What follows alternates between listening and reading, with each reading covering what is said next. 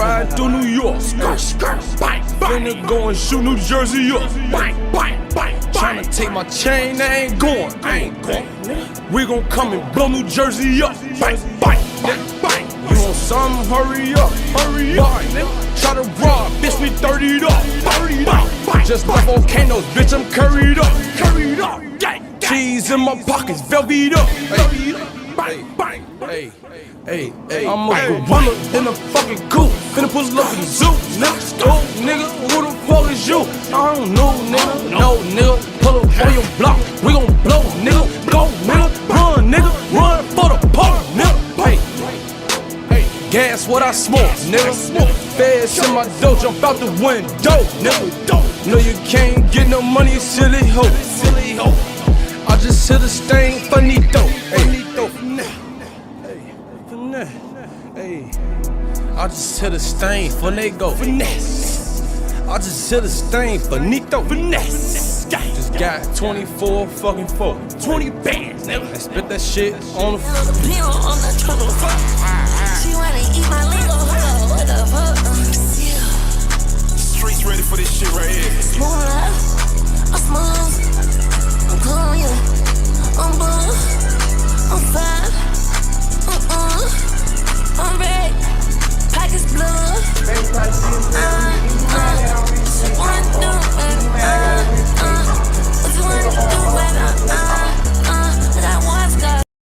Baby probably still said Reaper. Is you mad that I'm rich, bitch? Or is you mad I got a rich bitch? Take her on both wrists, nigga.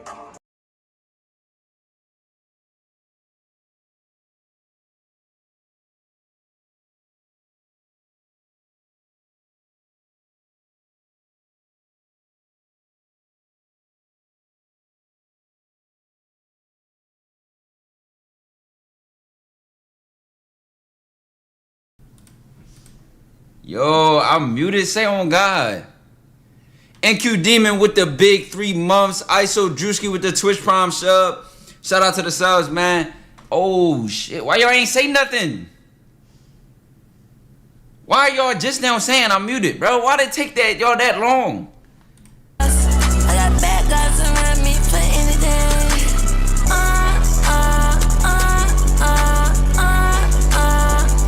For anything. Chat, I saw a nigga say, bro, why Wednesday night I have school? Who the fuck got school on August 12th, gang? I know you lying. I know you don't. Ain't nobody in school no August 12th, gang. Are you serious, bro? Oh my God, my network tripping. Get better Wi-Fi, bro. Don't start with this bullshit. Do not start with this bullshit, bro. Y'all be telling me issues like I'm gonna come fix them. What do you mean? Why are you telling the chat your network buggy? Go fix the Wi-Fi, nigga. No DMs, bro. Chill, bro. If it was 5, appreciate that, gang. In the South, school start early August. So what time y'all get out? I mean, when do y'all, what month y'all get out? Because most people get out like July. I mean, no, excuse me, July, late as fuck. Like June. Go to school early September. That's how it was in Philly. Now they going to school like late August.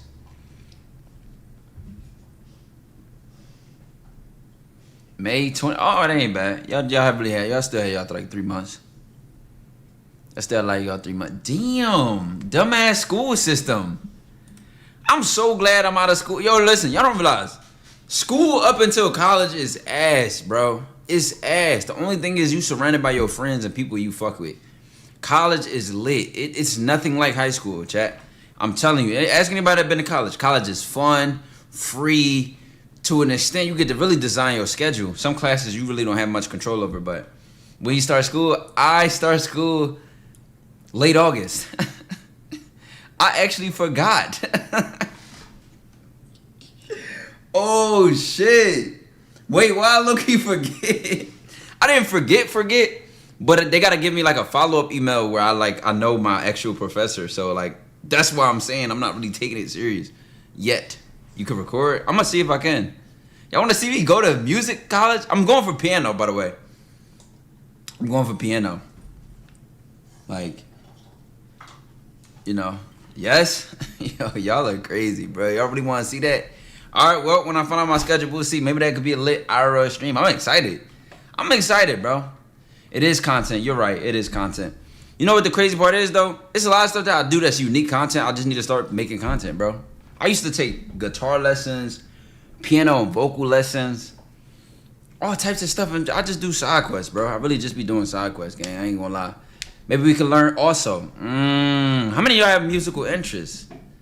Let me find out y'all like side quests, chat. How many side quests did y'all start this summer? Because I'm not going to lie, bro. All my life-changing side quests have mostly happened during the summer. Every single one of them, when I really think about it. Not to say the rest of the year doesn't count. So today's video was the best I've seen from you. It seemed like you had so much passion for the topic. For sure. No, I love communication, bro. I love communication. It's even bigger than like dating advice and stuff. Like, I really do this communication shit. And in a professional world, they look at communication like a skill. In the regular world, people looking at things as gifts. Oh, it's a God-given gift, the gift of gab, the talent. You just have it or you don't. Hey, not in a professional world. Yo, in my improvisational speaking class, we used to do daily speaking prompts. Like you would have 3 minutes to prepare a speech on the like literally even 3 minutes to talk for longer than 3 minutes or around that time. And it just sharpened your skills to be on the spot and on just be spontaneous and sound confident. Constant reviews, playing the guitar because of you, not gonna lie, inspiration. Yes, chat. A lot of y'all, you know what's crazy though? Why I'm so mad at myself? When I used to use my music method, I really wasn't practicing as much as I used to. So I mean, it was still working. The cheese, the XX square, up, down, left triangle, circle. Like that shit was still working. But it wasn't even my full potential. They don't even know. But yeah, chat, I'm excited, bro. I actually, want to know something crazy? Y'all want to know something crazy? Reading, journaling, meditation. I was learning music production. That's fire, African Warrior. Bro, this shit got my first heartbreak at 26. Damn. Quando in the building. Hey, wait with the big 43 months. Yo, you could get your heart broken after 18?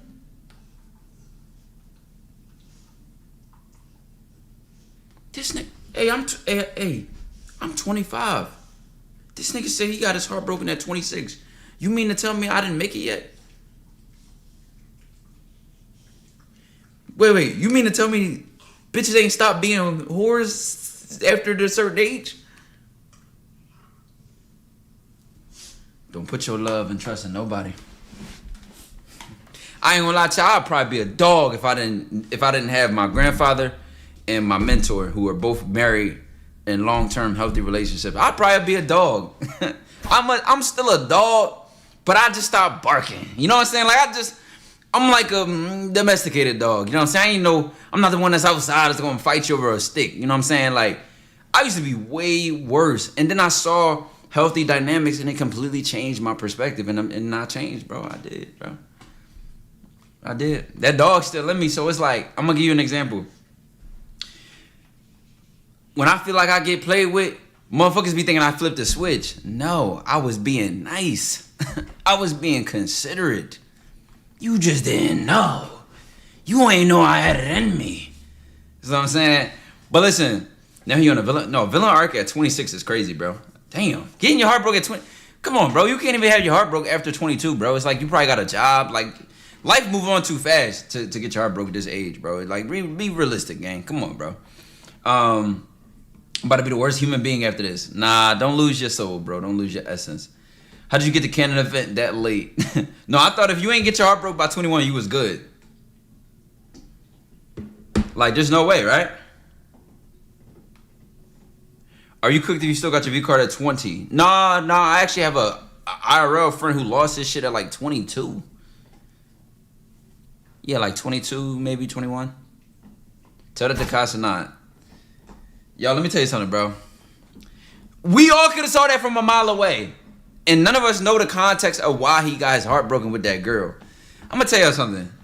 Would y'all be able to handle y'all relationship being in the public eye? I hate that. Yo, I'm embracing being an influencer now because I really never tapped into being an influencer. I kind of was just a YouTuber who streams on the side. A nigga with a YouTube account who streams on the side and shit like that. But now, y'all know me. I'm not a full-on influencer. I don't play the influencer games. I don't even like talking to influencer chicks on camera. It's bitches I know I mess with. I've never put on camera, and they had platforms. Cause I don't play these games. This shit would irk me so bad. I seen a joint where, it was either Bruce and Jason the Ween just streaming, and then people would make edits of their past relationship and put it in a clip edit. The fuck? What type of shit is that? See, you might run into your girl. Oh my god, the chat. Let me tell you something too.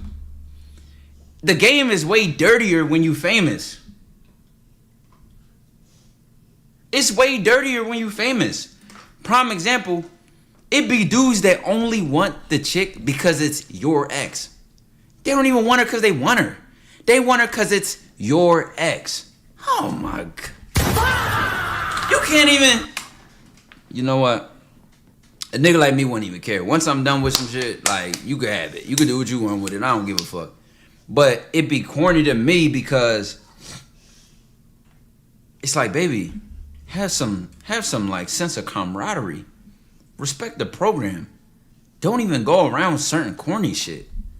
I know y'all know what I'm talking about. Like, it's certain shit. I listen, I've been on this since high school, bro. I remember if I found out a girl used to mess with a certain guy, or a guy I felt like was like lame as fuck, I didn't want her no more. You used to talk to him? I don't know. Shit like that, y'all don't get bothered by shit like that. I used to. You know what I'm saying? At this point, I don't even ask or do the research as much or care. You know what I mean? I'm going to judge what's in front of me. I'm going to pay attention to what's going on right here. And, you know, really analyze that. But I ain't going to lie, bro. Could I have your ex time? You could try. Why would I care though? Exactly. You really don't have to care. You don't really have to care. There's nothing to really care about. Honestly, it just make them both look lame, to be honest. What if I'm that guy? Hey, trust me. I'm going to tell you something too. When I feel like, and I could just, am I being pessimistic, chat? Am I being negative? Am I having a negative outlook? I feel like you mess with a girl on camera or on this like content shit, and you and her on bad terms, she now has so many ways to slight you. It's not even funny. You never know what angle you gonna get hit from. She fuck around and get leaked in a sex tape. She do a TikTok with another nigga that night. She go fuck with another streamer to diss a name and it just all types of... I'm telling you, bro. I'm telling you, like, it'll just ignite the evil villain in me. I don't want to be an evil villain. I'm a chill guy. Bro. That's probably why I don't want to deal with that shit. I try to prevent any bullshit like that. I don't even want to do it. Because if I got to bring out toxic ties, it's going to be a fucking mess. I feel like that, chat. Maybe you know what? Now I'm on some influencer shit. Whatever happens, happens, bro. Y'all know last time y'all seen that YouTube, Twitch chat, y'all might not know this, but YouTube chat might not know this. That 24-hour stream. Every time my gangster gets tested on or off camera, I can't help but go to my old ways, chat. I can't help it. Butter J, I appreciate it. 25 months, shit, dig. Yeah, we streaming on YouTube. We streaming on YouTube. YouTube chat, say what's up. Y'all should be able to see the icon. Well, for me, it's over here. So, all right, Ty, you're Houston Final Boss. Let me tell you something, bro. When you live in these major cities, you don't know who be on her roster, who be in the likes. You don't even know, man. Are you streaming on YouTube now? Yes, brother. If you're typing in my live YouTube chat and I'm reading your chat, I'm streaming on YouTube. Do you feel seen? Do you feel recognized? I'm looking at you, my nigga. What else you want? You want a hug, nigga? The fuck? Any tips for college? Watch your friends, man. You are your friends, man. You are your whatever extracurriculars you join. What cologne did you get you hella compliments? Lately, Initio. Usually anything Arabic. Like I said, that's why that was such a big deal the other day with that cologne shit, chat, because I'm not used to that. I'm used to smelling good. I'm used to even niggas trying to steal my shit. Like, dead ass. What you got on? Oh, shit. Can I put some more? I carry cologne on me, the portable joint. I'm known for smelling good, bro. Much therapy or side effect? I think my shit called like Sugar Blast. It got a compliment when I got in the Uber yesterday. Yo, listen, before I even sat down, I'm talking about I opened the door, the whiff of the air just went this way. She said, why would you come in my car smelling like that? I said, what, I stink? You know, a little troll moment. But, not gonna lie, Arabic dudes be having the best colognes, but stink, bro. What does that even mean? The Bahamas popping in. Welcome to the dojo, man. Welcome to the dojo. You know. Oh, come here. Oh, I thought he had a tennis ball in his mouth. Had a workout routine looking real good. I went to the gym. I be riding my bike to the gym. You know, my gym is like 2 miles away, so I get 16 miles a week straight bike work. That shit been hella good cardio. But the sun be cooking me. I ain't gonna lie. I'm surprised I don't have a fucking tan. It's like 500, right? Yeah. You don't need to pay a lot of money to have good smelling colognes, though. I've had more misses from more expensive colognes. I'm being honest. Dead ass. Like, if you gonna spend a lot of money on a cologne, you gotta know. Keep it mainstream. That's my lesson. The cheaper joints that smell really good, I've got more bang for the buck and pound for pound. Just impact of just smelling good. Anyway, get in martial arts, bro. Yes, I'm actually bullshitting joining a boxing gym. I've been wanting to join one for so long. Wait, Chad, why y'all keep talking about the gym? What, I look strong? I look Aki now? Why y'all keep saying that? Why y'all keep mentioning the gym? Do I look big, nigga? I'm back bulking again. A lot of y'all was getting on me. Hey, bro, you lost all your progress. You look skinny now. It's called cutting. YSL? Yes, YSL. I mixed the initial with the YSL. I don't know which one she was smelling, but she was like, damn, that shit smell good. What's up, Ty? What's good? Returner, what's good? No, noodle arms. You're so strong. Time for some steroids. No, I'm on creatine. I actually didn't do that last. Calm down, small fry. Nigga just called me a small fry. Could you survive a body shot from me? Could you? And there's only one right answer to this question. Well, actually, chat, I was on creatine like 2 months ago. 3 months ago. On and off. But like, I'm only really consistent on it when I'm meal prepping. That's the problem. Do you need to take it every single day? How's workouts on creatine? Honestly, the main benefits I notice with creatine is like, I don't really have brain fog like that. I feel like I definitely gain weight faster, for sure. Last time when I did the Hard 75, it literally took 40 something days to gain like 10 pounds, 10, 15 pounds, which is like pretty fast. VIP Vaughn, I appreciate the 47 months. Y'all might think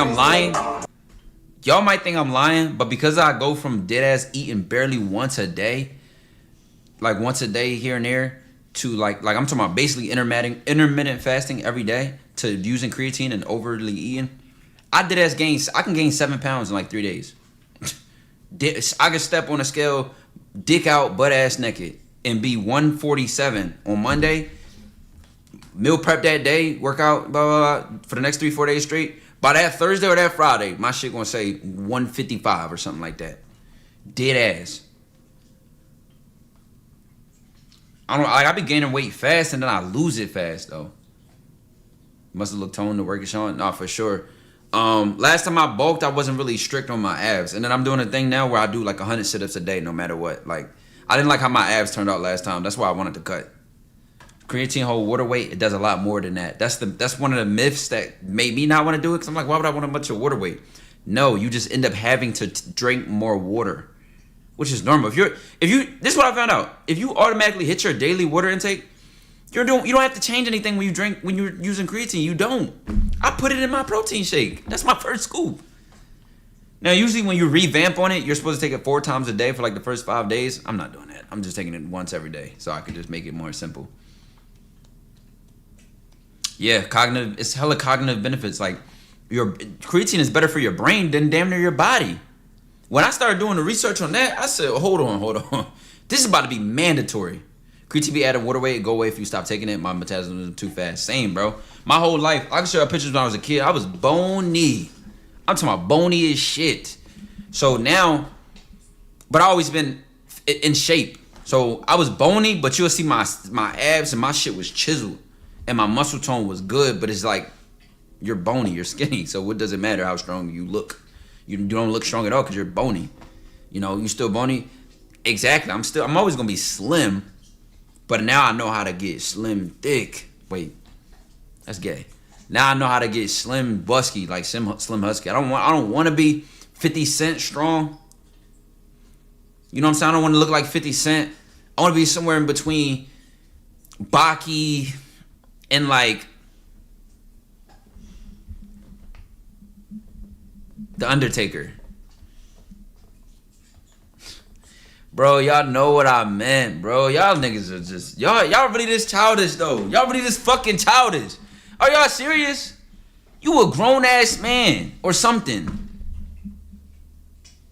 A nigga can't be slim thick, bro. Like I'm talking about like thick body weight, bro. I'm not talking about ass. Why the fuck would you think that?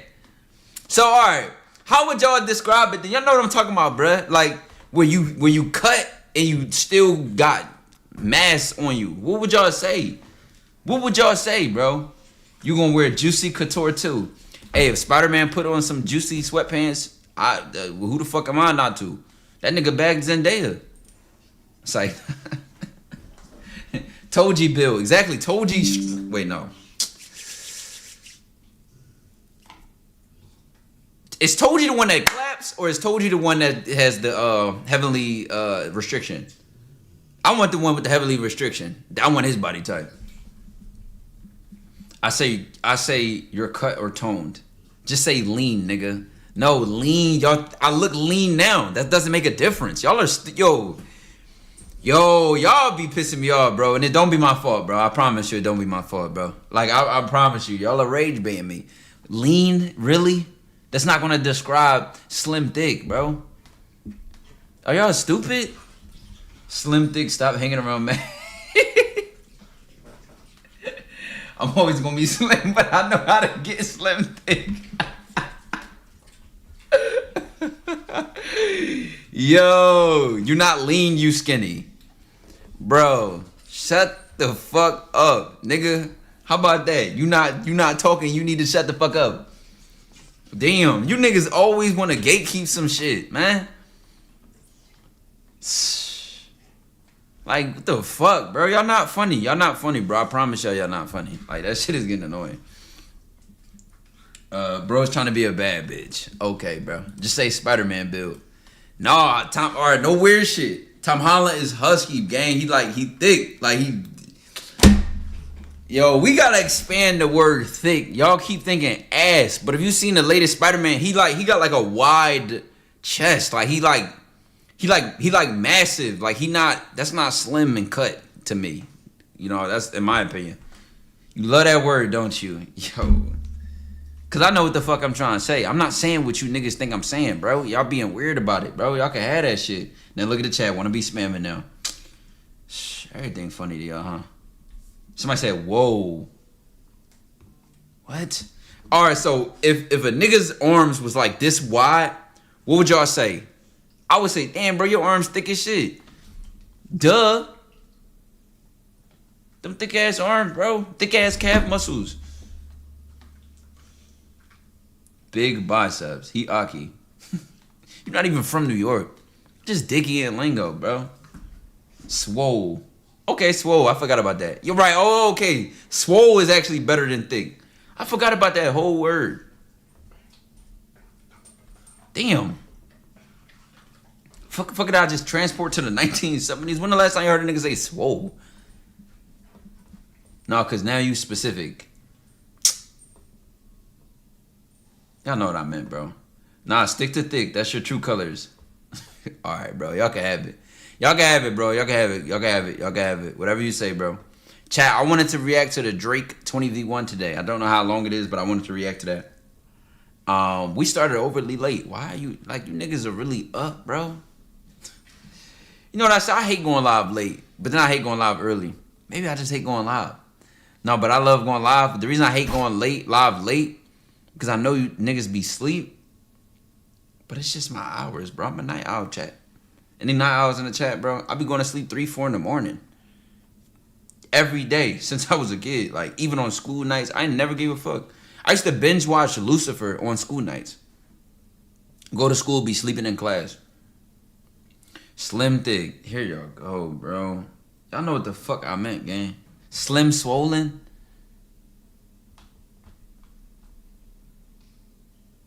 You're late as a titty.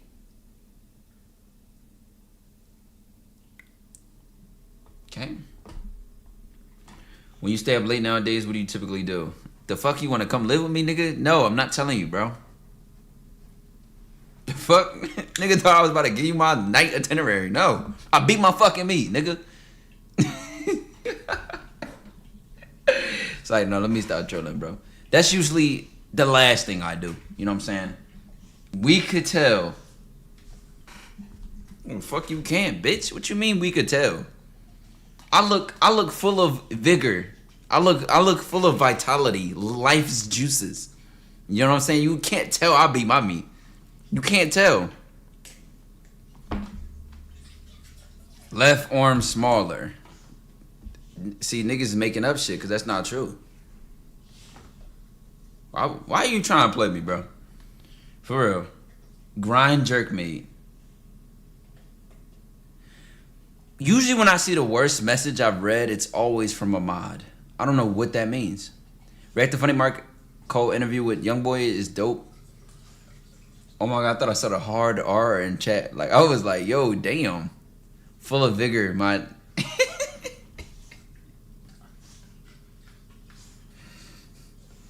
Yo, do y'all know what vigor means? Like, for real, bro. Do y'all know what vigor is? Yo, I'm not doing DMs, bro. Stop spamming that. It's been a nigga spamming. Yo, mods. Yo, ban him. Why has he been spamming DMs since the beginning of the stream? I just did that last stream. I'm at max doing that once a week. I want to do it like once a week.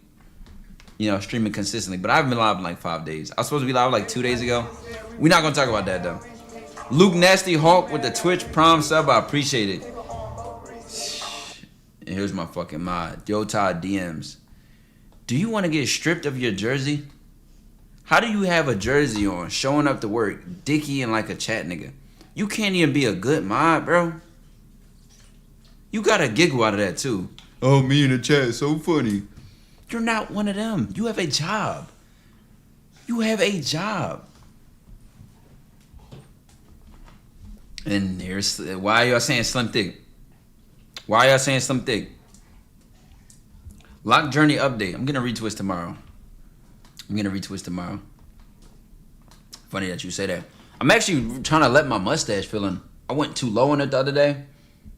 So now I'm trying to let the top grow. And I'm gonna round out my goatee. See, now that I've been doing my facial hair check, I got a couple fuck ups and I hate... Yo, listen. If you a nigga and you self-cut, fucking up on your facial hair, bruh, is dumb. I mean, my shit grow back quick. So I really don't have to care. But it's annoying because it's like... I feel like when barbers circular, like when they get your goatee circular around here, I can't get that. I could get my mustache. Like, I perfected my mustache. I kind of went too low on my joint this time. It got too skinny because I nicked off like one side and then I had to match the other side and it just kept getting skinnier. And I was like, all right, let me just let it grow back in. Simple.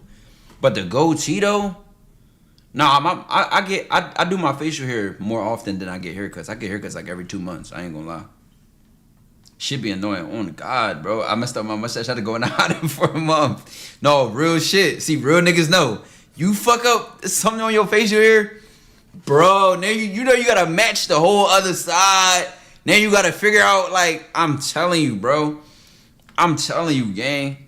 I feel like if I had a full beard, I wouldn't even care. Because, like, all you would have to do is just trim the edges, right? But the goatee shit, it's low-key, like, it required skill. I remember you shaved off your mustache that one time. Yup. And then, listen, I never played with my mustache again. No more fumbles after that. Niggas got to do a hard reset looking like they 14 years old. What? Yeah, I don't play with my hairline. My shit already fucked up. I fucked my hairline up one time. I might have to be a Tibetan monk. Like, I can't come back from that. Like, I'm already holding on to with thin strings, gang. I'm not even gonna play with my hairline. I only do my facial hair. My shit grow back like fucking grass. Slim Thick. Yo, saying it 10 minutes ago wasn't funny. Saying it now, it's not funny now. Shut your bitch ass up. I'll go German stash.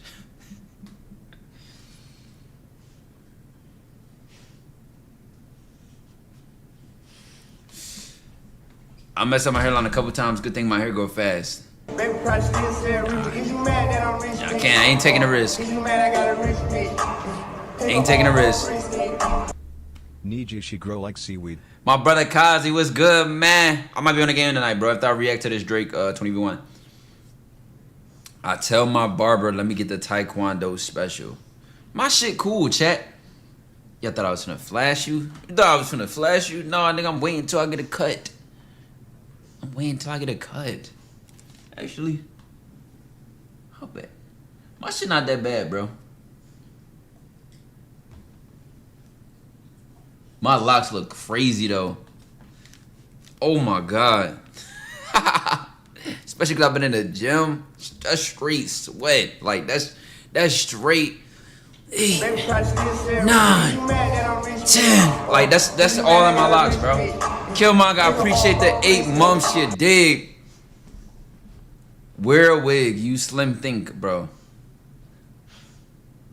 What weight do you define yourself as slim thick? Yo, you niggas really not gonna let that shit go? Y'all really about to do this? Y'all really about to do this?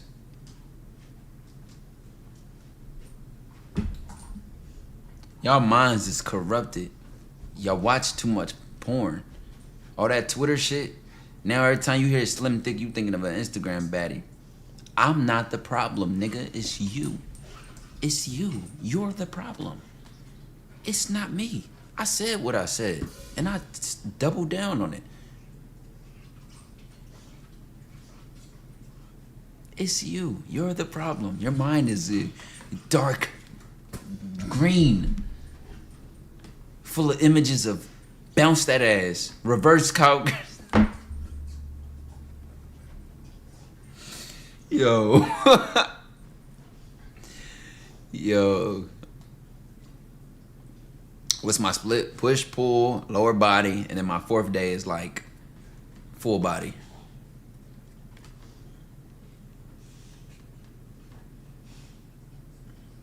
My overly slim thick OC sensei. Yo, you're spamming lingo, bro. Wait, chat. Wow, I look thick. Look. The shape of this upper body, I'm like a Dorito. I look like one big ass nacho. My upper body, yo, chat. My upper body thick as shit, bro. For real. Like, I'll tackle the shit out of one of y'all. Nigga doing 7 days of squats. What about glutes day?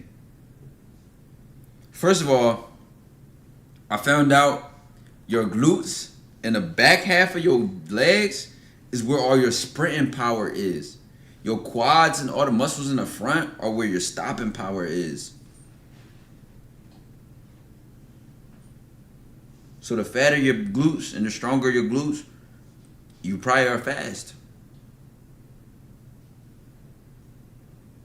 You know? Fun fact. yo, thick ass. Yo, as a grown ass man, you can't call another man thick. I referred to my build as I wanted to be slim swollen. Y'all keep saying this slim thick shit. Is something wrong with you niggas? I'm telling you, it's something. Get your mind right, boy.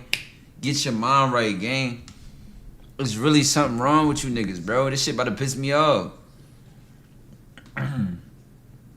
When we stop, it needs to stop now. We're not taking this into the reaction, bro. And why is my camera not focused?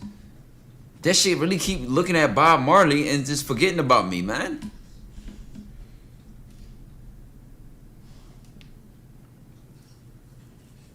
You said what you said.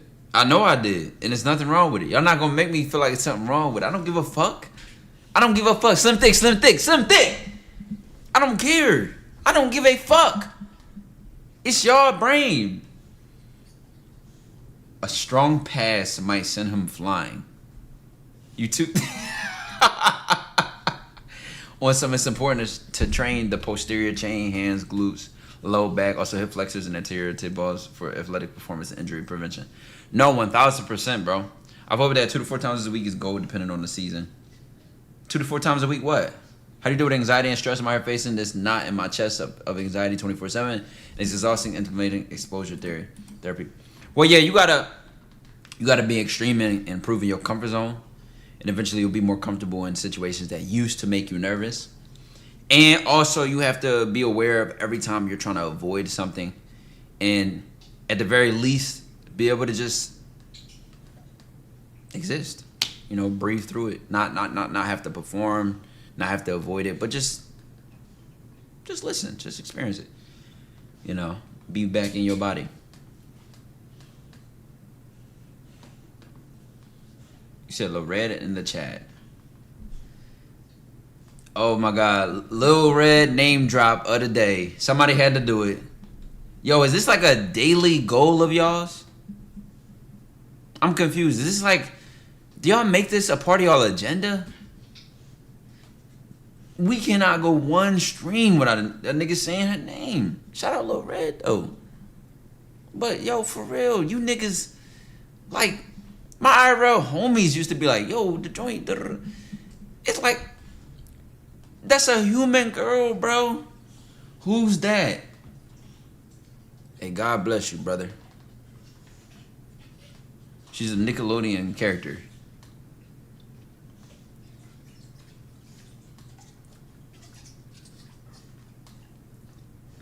My first day in this live.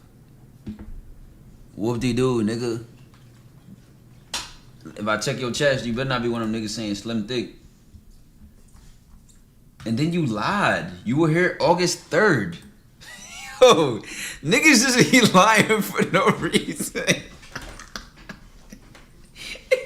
Yo, that's anything to lie about. Yo. All I gotta do is look at your chat history. Yo, you can't trust niggas. Like, what do you even gain from that? Oh, welcome, it's your first day. Like, what do you even gain from that, bro? You just lied for no reason. My bitch got took. I'm hurt. Yeah, bro. How you find out your bitch got took? Bro, thought he was special. And then he lying though. Can't even tell a nigga welcome, bro. Yeah, welcome to the door. Like, nigga was just lying, like, for no incentive, no bonus, no benefit at all. Just lied. Like, you about to get banned for trying to be funny, bro. Just last day here. Yo, gang. Look at how long I've been watching all together. I think not. Why do you think I want to look at that? Yeah, just lying for the love of the game, bro. 4.0 semester coming up. Yo, I don't know how I can fail a piano class. I don't know how I can fail that. Right? I mean, I work hard, so. Did ask my first day. All right, bro. So, a nigga already said that, bro. Fries. We not trying to hear that shit, gang. Fuck out of here, bro. Yeah, how can you fail a piano class?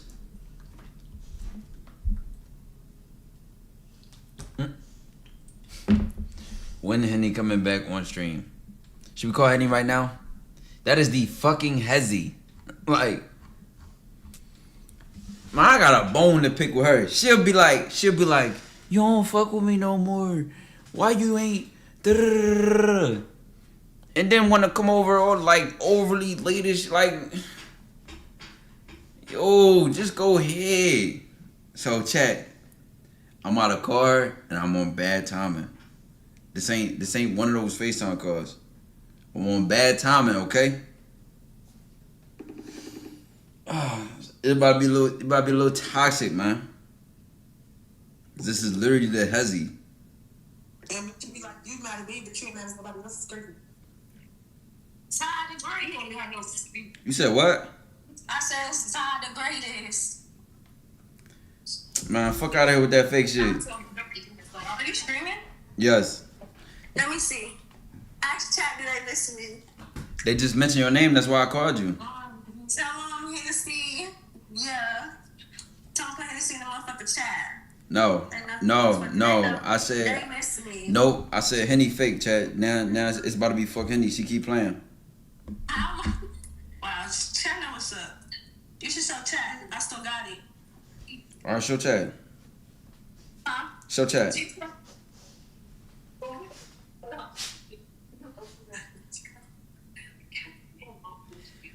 You'll do all that. You'll do all that, but you keep playing about pulling up.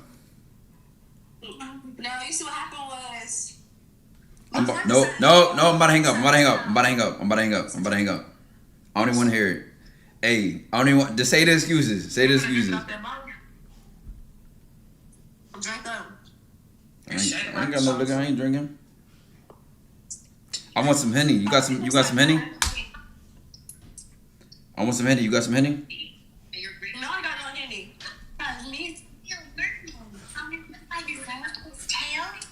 You size me. All right, listen. I'm gonna hit you. You gotta figure out when you pulling up. You stay here, Daisy. Hurry attention. All right, bet. Hey, where are you going? Please.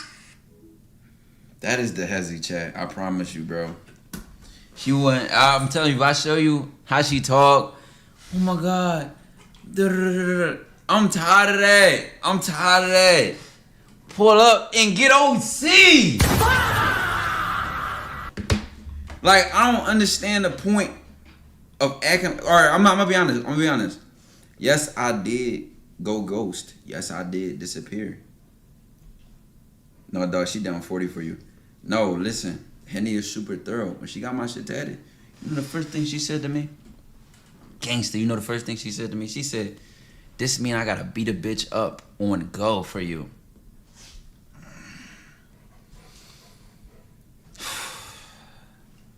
No, ideally, I don't want to put you in a situation to have to do that. But the fact that you on time like that, you get a starting spot on this roster. Matter of fact, there's your locker. Matter of fact, we might even hang your jersey up in the rafters. Off of that dedication alone. But I said, I be neglecting the toxic tie shit. Like, I don't be trying to move like a mob boss. I really be retiring the dark side of me. But it's like the shit happens to me. It's like, I don't know, chat. I don't know. I don't know who I am sometimes, bro. I don't know who I am, bro. Superstar NIL deal, college walk-on. No, deadass, she's a walk-on, bro. She's a walk-on. Oh, this is like a walk-on getting a full scholarship. Deadass. I met Henny through Lil Red, and she ended up coming around and putting in 50 buckets a game. No, she gets it, chat. And I'm telling you, this vibes I done spent around her where she like, I'm like, all right, fuck with her. She cool. It's like she thorough. The main joint though, when we went to that one pool party club shit, and it was DDG, J Single, Duke Dennis, everybody was there. I'm talking about bitches was going from section to section and all this other shit. She sat her ass right there and didn't flinch.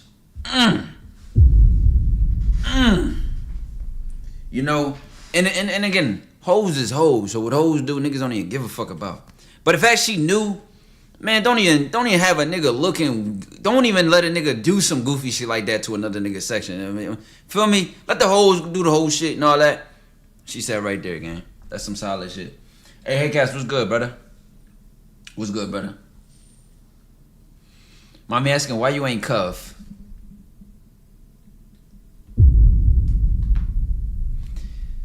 Do you know who I am, bro? I'm extremely picky when it comes to my girlfriend, bro. I'm 25 with 2 girlfriends. Two women ever in my life that I've officially asked to be my girlfriend. And I don't give a fuck. I'm proud of that number. My first girlfriend was at 23 years old. 22 years old. I don't play when it comes to like having a girlfriend. I already feel like a relationship for the most part is a chore. Let's talk about it. It be feeling like a chore. So one of the things I'm mostly picky on is it's not a woman versus other women. It's a woman versus my peace. How good I feel alone. How happy I feel in my own solitude, in the way my lifestyle is unbalanced. To be honest, my lifestyle is very unbalanced. I think it's inconsiderate to be in a relationship at times. The way I work, the way I don't even prioritize myself at times, because I'm be focused on other shit. You know? That's some polygamy. If it's for you, if it's for you. If it's not, it's not. Living your truth. Shit. I gotta write a book someday. That's all I'm gonna say. Hey, I done pulled some real gangster shit. Like some shit that'll really test your fucking heart. I told her, oh my God, I don't even want to say it on camera, bro. I told a girl I loved and dearly cared about that I want to fuck other bitches. As a man, that might literally be the most gangster shit I ever did. Not because it's cool, but because it was like, I'm not even gonna pretend I'm not OC. I'm not. I can't. And I'm not a cheater, so I had to be honest. Like, I had to just let it be known, like, either we gonna do this together or we not gonna do it.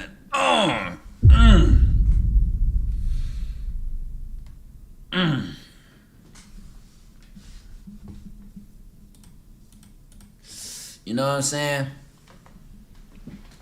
The woman will literally compete with anything. My girlfriend never felt like she had to compete or she wasn't this or that. Like, you know. When I'm in a monogamous relationship, an exclusive relationship, it's strictly that. I don't play no games, because at the end of the day, my word is on the line. Like, if I say I'm not doing this, I'm not doing that. If I say I am doing this, I am doing that. I always establish a level of trust and transparency in any relationship I've ever been in. I would say my first girlfriend, though, because she had been cheated on before, she knew she couldn't be strict with me, but she was just very sensitive to the internet and me, even though she wasn't even in the public eye of the camera. I remember one time, like I said, I give her credit because she used to she used to do a lot of creative stuff off camera for me. And one of the things she did, she designed that whole streaming room that I had with the black walls and the moon. Y'all know that. That's my first girlfriend. That's a product of her, like designing that streaming room from scratch.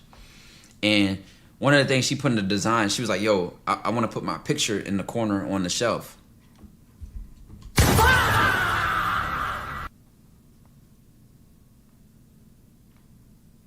So let's check our speed. We ain't doing that. Love you, ain't cheating on you. But we ain't doing that. Absolutely not. No. And I remember one time we was on a trip to New York. And yo, child, I'm not even gonna lie, bro. It's like, yo, can I be honest with y'all? I promise you, when your girlfriend is a crybaby, yo, it is like, it's 50-50 how you feel about it.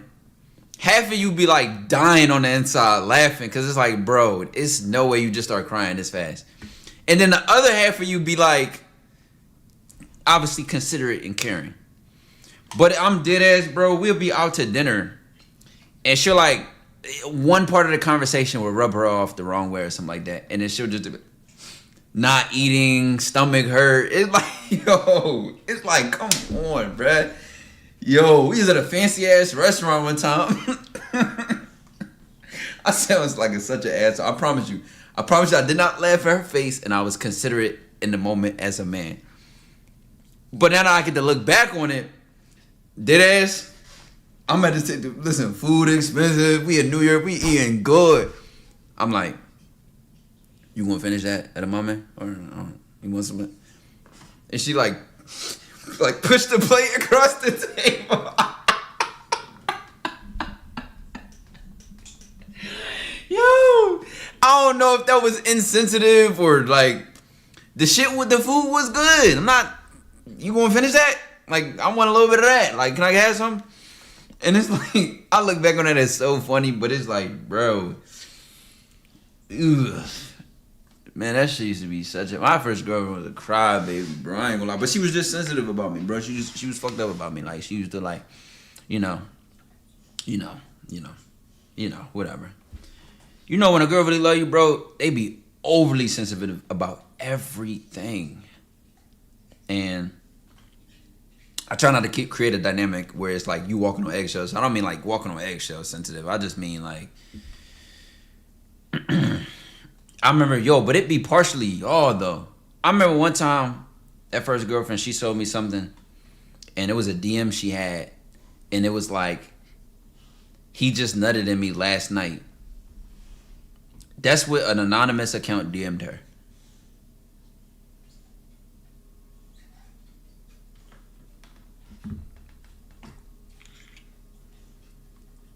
Like, bro. Mind you, she wasn't with me the night before. So, hey, we both read that, looked at each other like, I'm like, that shit ain't true. The fuck? But like, imagine reading that with your girl. Like, imagine reading that with your girl though.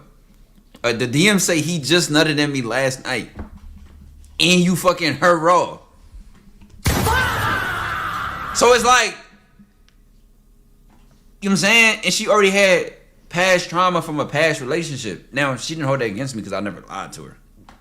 But it's still, you know, it's like flinching. It's like, you know? Like, who would DM somebody that, bro? Like, for real? Imagine the DM said Lebs getting laugh. No, dead ass, bro. Like, just lame as hell, gang. Just lame. Woo. Somebody in the YouTube chat say, woo.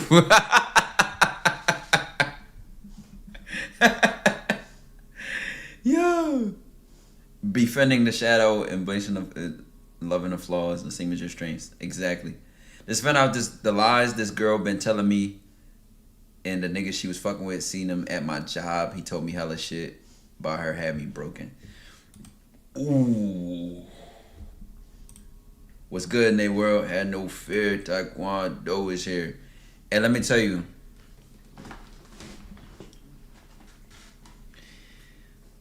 I genuinely feel like if I ever got cheated on,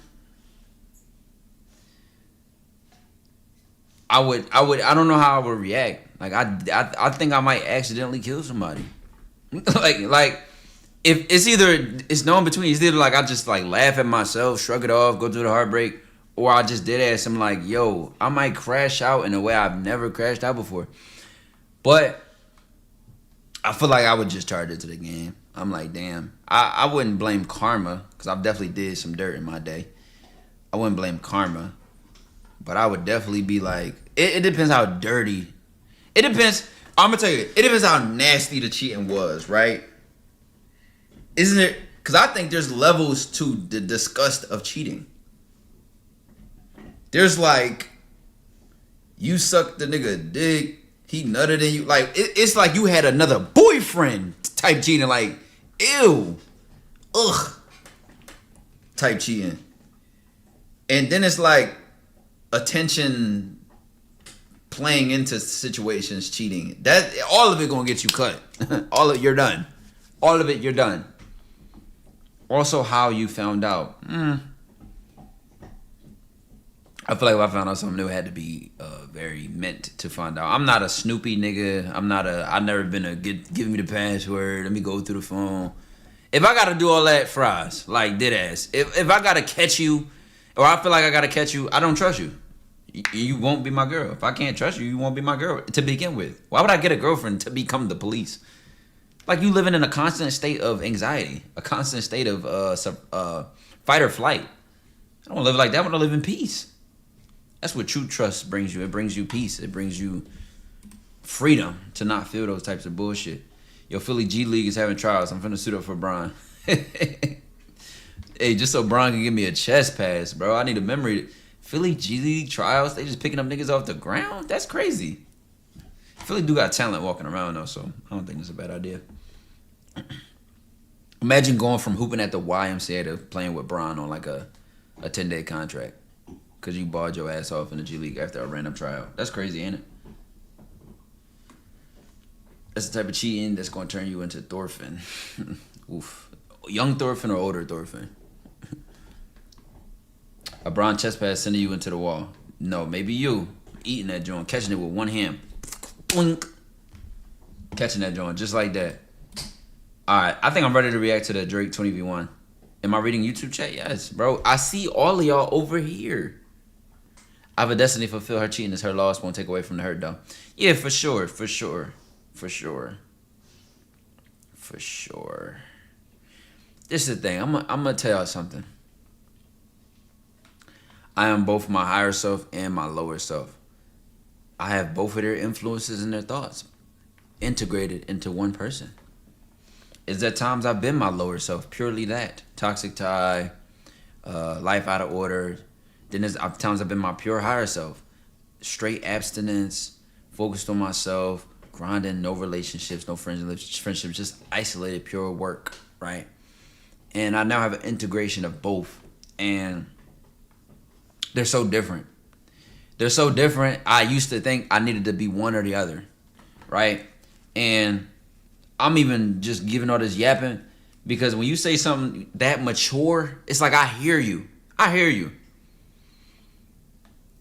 But it's times where you gotta go there, gang. That's just life. It's times where you gotta go there. You might decide to slap the shit out of somebody someday. Or you might decide it ain't worth your time. I'm both. I'm both, and I'm not afraid to admit it, gang. I'm not your role model. I'm not the best, most perfect example of pure quality, saintly choices. I'm not, gang. For real, I'm going to tell you like it is. I'm going to tell you all the bullshit, the real shit. I'm going to tell you what it is, gang. Best each other than me. Okay, Nate World, that's how you feeling about yourself then. Had a man who got exposed to be in DL. How do I comfort bro and be there for him?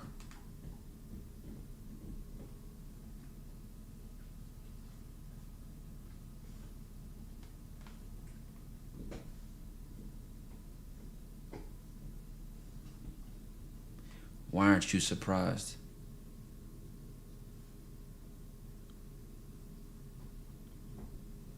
All right, what are you gonna do? Suck his dick? Do what anybody would do. They would call their friend, man. Check on them.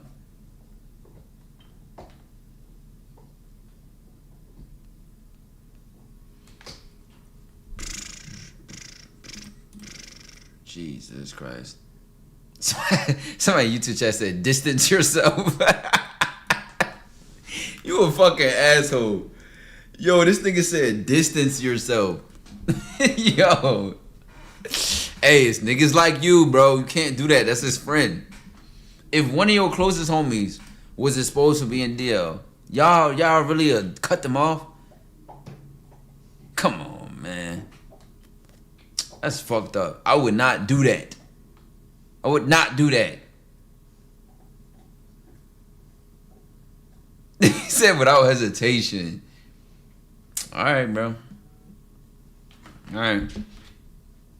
I'm not doing that, gang. I'm riding with my friend to the end, gang.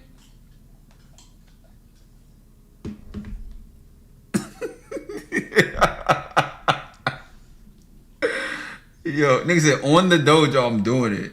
We didn't start smiling, nigga. You riding. Okay, thickness. You riding with him. You gonna ride? Yo.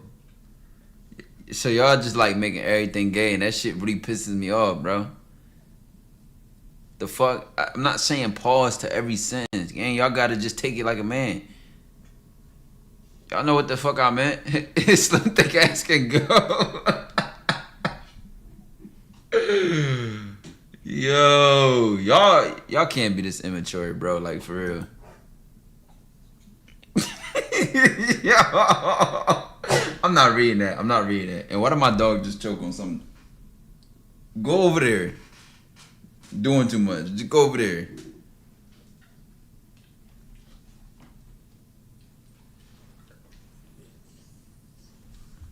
Dogs are so like, I'm not even gonna complain. Ever since Ty left Philly, shut your dumb ass up. Big Nick, you're with the big gifted sub, you dig. Alright, so I'm ready to react. Is shit ready? I would no longer be playing, trying my best to not play copyrighted music on any streams. Like, holy fuck. YouTube deals with it way worse than Twitch. YouTube, you gotta edit out each song and wait for the video to... Fries, gang. Absolute fries. I had like 7 songs in my first stream that was copyright. That shit looked dumb as hell. They just taking all the money from every single direction. Yeah, Drake 20v1. Yo, this nigga Drake went from like the craziest beef of all time to a fucking 20v1. Y'all think Kendrick somewhere fuming? Where's the full? Hey, I'm telling you, the fact that I can't. The fact that I'm not seeing a full video.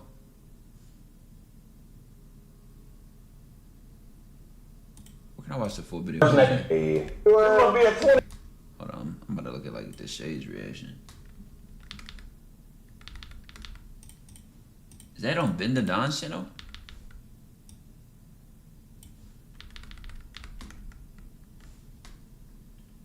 Ben the Don? Okay. Yeah, I think I just figured it out at the same time as y'all.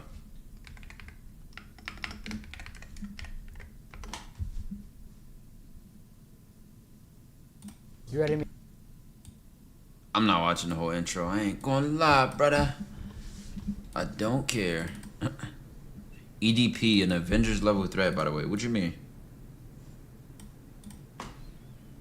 What do you mean by that? Barking for a goth bit. Say on God. Is this what? Nigga, I thought that was a couch. What the f? You ready to meet these girls? Yeah, the sweet gesture. You ready to do it? Yeah, you're a good man. All right, let's bring out the girls. Hi, Hello. wow, I know you. How are you? You know me. Yeah, you're a rapper. You're from Detroit. Yes, I am. Yeah, of course, of course. What's up? How are you? How are you? What's her name? Little Sofa? Yeah, how you feeling? You look nice. Oh, thank you. You do too. Yeah.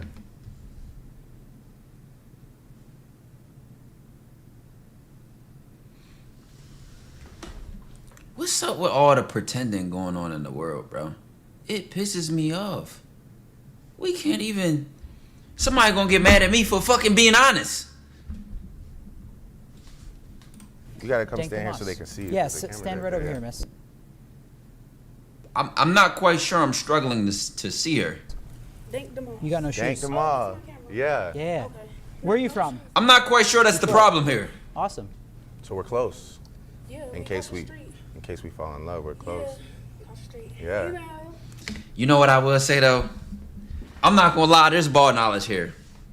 You have to be able to flirt with everything if you really want the skill to flirt. I'm gonna keep it a beam, bro.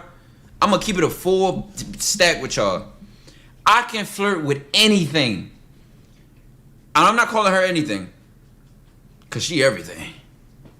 But on some real shit, I remember being out to eat one time and I was flirting with the waiter, just being kind. Like, flirting is a social skill. To make somebody feel good about themselves is a social skill. And my friends was getting on me because she was ugly. I'm like, nigga, I don't want to fuck her. I'm just flirting to be nice and kind and, you know, to be kind. It's just a part of my social skills. That's how good I am at flirting. I don't even have to be attracted to you to make you feel like I'm attracted to you. Don't you have a man? Look what Drake doing. He looked her dead in her eyes. Yeah, we're close, just in case we fall in love. Just doing it for the love of the game. The love of the game, Chad. It's practice. So we're close. You don't deny a shot. I will dunk on a 4-year-old. I don't care. In case we fall Get from under the rim. It's like, in love, we're close. Yeah. Don't you have a man? no. Don't make it like that, bro. I'm speaking like if I'm playing basketball, nigga. I don't give a fuck if my little sister is standing under the rim. I'm dunking on your head. Move. Huh? Yeah, I be on I'm your not Instagram. taking it You know what I mean? easy. yeah. How you know that? Cause I know everything. You know me. Yeah. Oh my God. Well, you know Drake's here to find love, right? Okay, look, I can feed you. I can cook for you. Okay. So I could be like your side, we like could your. be I don't doubt that. None of that. We Okay. can be friends. What's your Oh. best dish? His favorite food? Which is? Sushi. Okay. Some Like sushi. Pasta. Pasta, like pasta. Yo, if your favorite food is sushi, you are genuinely you are the most performative human being alive. Come on, man. That shit couldn't fill up my fucking pet turtle. Whatever you want. Damn. I love okay. sushi, but favorite You're food. like locked in for a bestie. Yeah, we can be besties. That's Okay, like and I that's gotta like some probably shit you tell a girl to like, because you trying to make her like you. Oh my god, yeah, sushi, that's my favorite food, man. Hey, your man or something? Or? No, he cool. Okay, all right. Yeah, Well, thank you, Dink. We're Yeah. gonna get you to step right over this way. yeah, we're gonna go on a date later. Oh, okay, that's cool. All right. Yep. Just. Oh, why is Drake looking at her like over that? there. Thank you. Wow. This is my goal. Sheesh. What's your name? My name's Plush, y'all. Plush. Here, take a stand right here. Plus, I gotta give you a hug. What's up? How are you? I'm good. How are you? I'm kind of nervous. I'm kind of nervous still. You look sweet right now. Oh, man. Where are you from? So, guys, I'm from Western Road. You already know. Grrr. Thank you so much. Oh, my sweetheart. Damn. Right this way, Plush. Right this way. Nope. This way. How are you? What's your name? I'm Sophia. Sophia. Hi, Sophia. How you doing? I'm good. How are you? Jake, nice to meet you. Nice to meet you.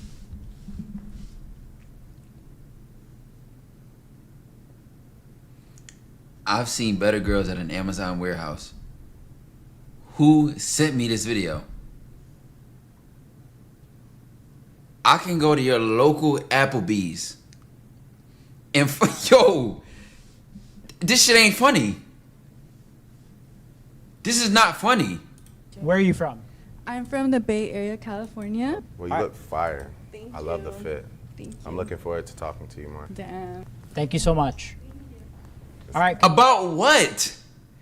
Drake, you a gooner. You I don't like the way you hoop. Cause you would think a nigga could get any bitch in the world and it would completely change his taste.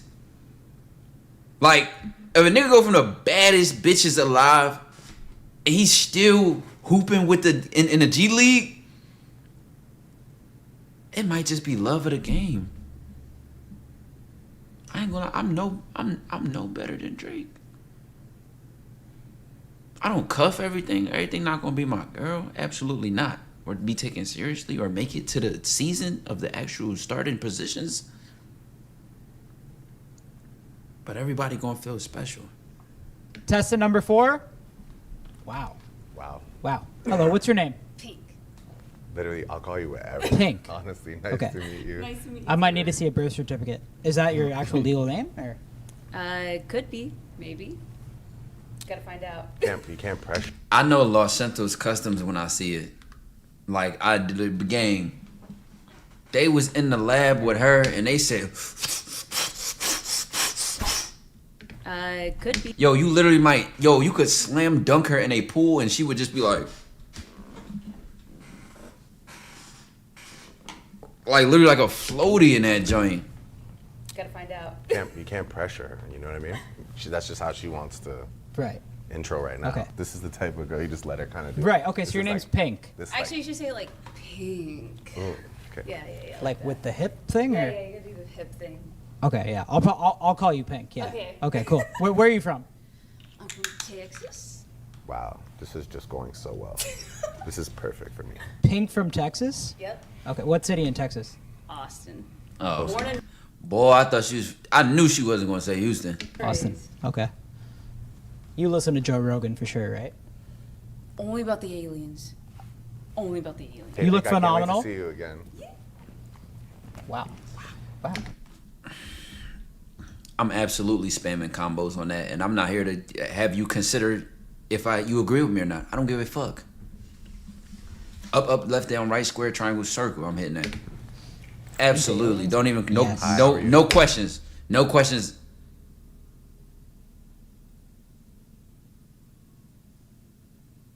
Good. How are you? How What's your are you? name? Krista. Krista, nice to meet It's you. so Jay. nice to meet you. You look To beautiful. meet you. You look beautiful in blue, by the way. Yeah, I think that's no, your that's your color by color. far. Oh, okay. Yeah, try. Look forward to Thank you talking so to much. you. This is more my type of shit. Hear me out. Hear me out. Hear me out. Hear me out. Hear me out. Hear me out. It's like Far. Oh, okay. Yeah, try. Look forward to Thank you talking so to much. you.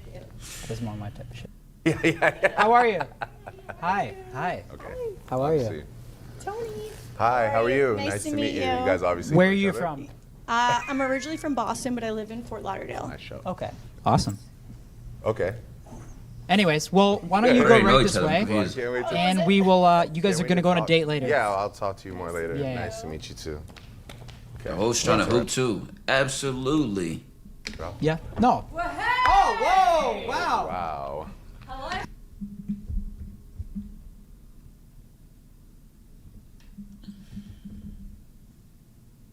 Hello. How are you? I'm good, thank you. How are you? What is what's your name? My name is Lily Phillips, otherwise known as a super.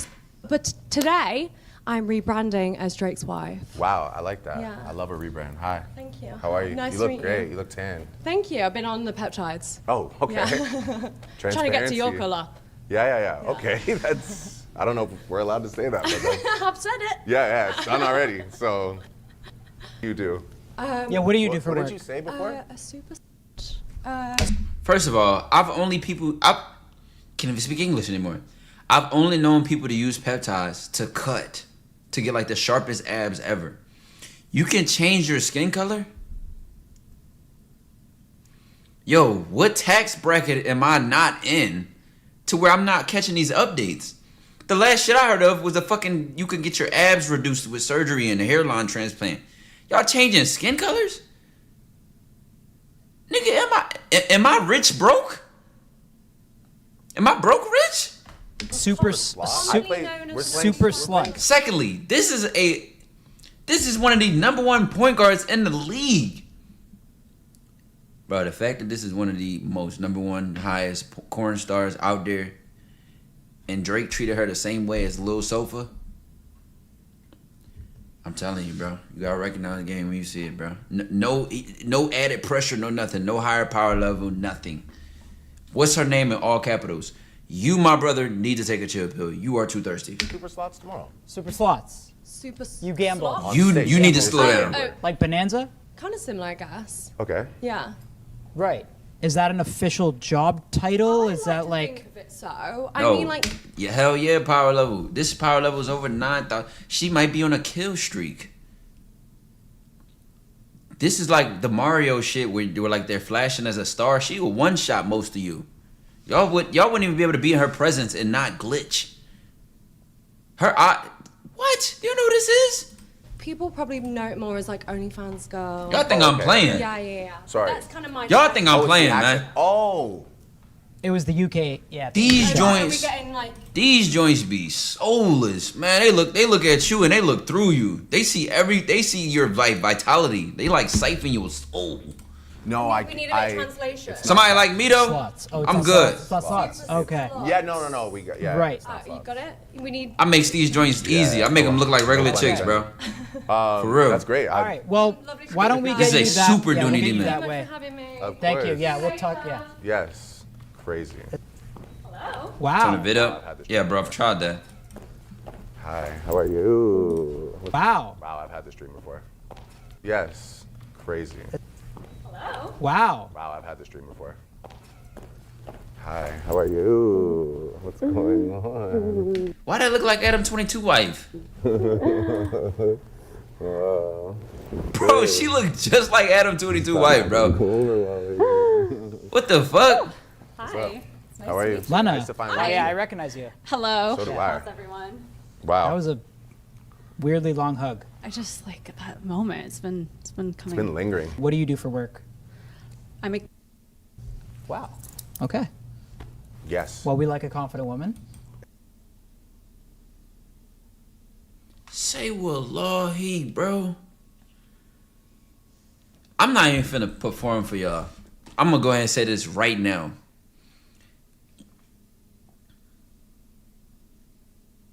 And I don't even need y'all to hear me out.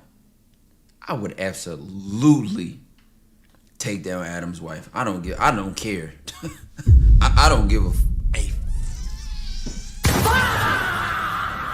I don't need y'all to hear me out. I'm not open for debates. You can't change my mind. I absolutely would. Absolutely. And That's she's passionate well aware about. of. Yeah. He can't watch. I'm not into that. I'm not into that. The whole corner shit. I'm not into sharing. I don't hit joints at the same time. I'm sorry, bro. I've been like this is I was supposed to lose my virginity at 12. Niggas wanted to run a train on a girl. I said, absolutely not, bro. It's just not my style. I'm not into that type of shit. I feel like I would instantly go gummy worm. Like, I don't know. Too much pressure, man. Let me do my thing. Her. Now, we can add it. Yeah. We can add as many women as we fucking can. But all that watch me... You have a husband. Why are you here? Wait, hold on. Actually, can someone hold this for me? I can, yeah. Oh, okay. Okay. She just threw her wedding ring. Are we like making a mockery of life? And he's like, they're like laughing. Like, this is a clown show. Dumb, Dumber, and Dumbest. Like, yo, you can't make this up.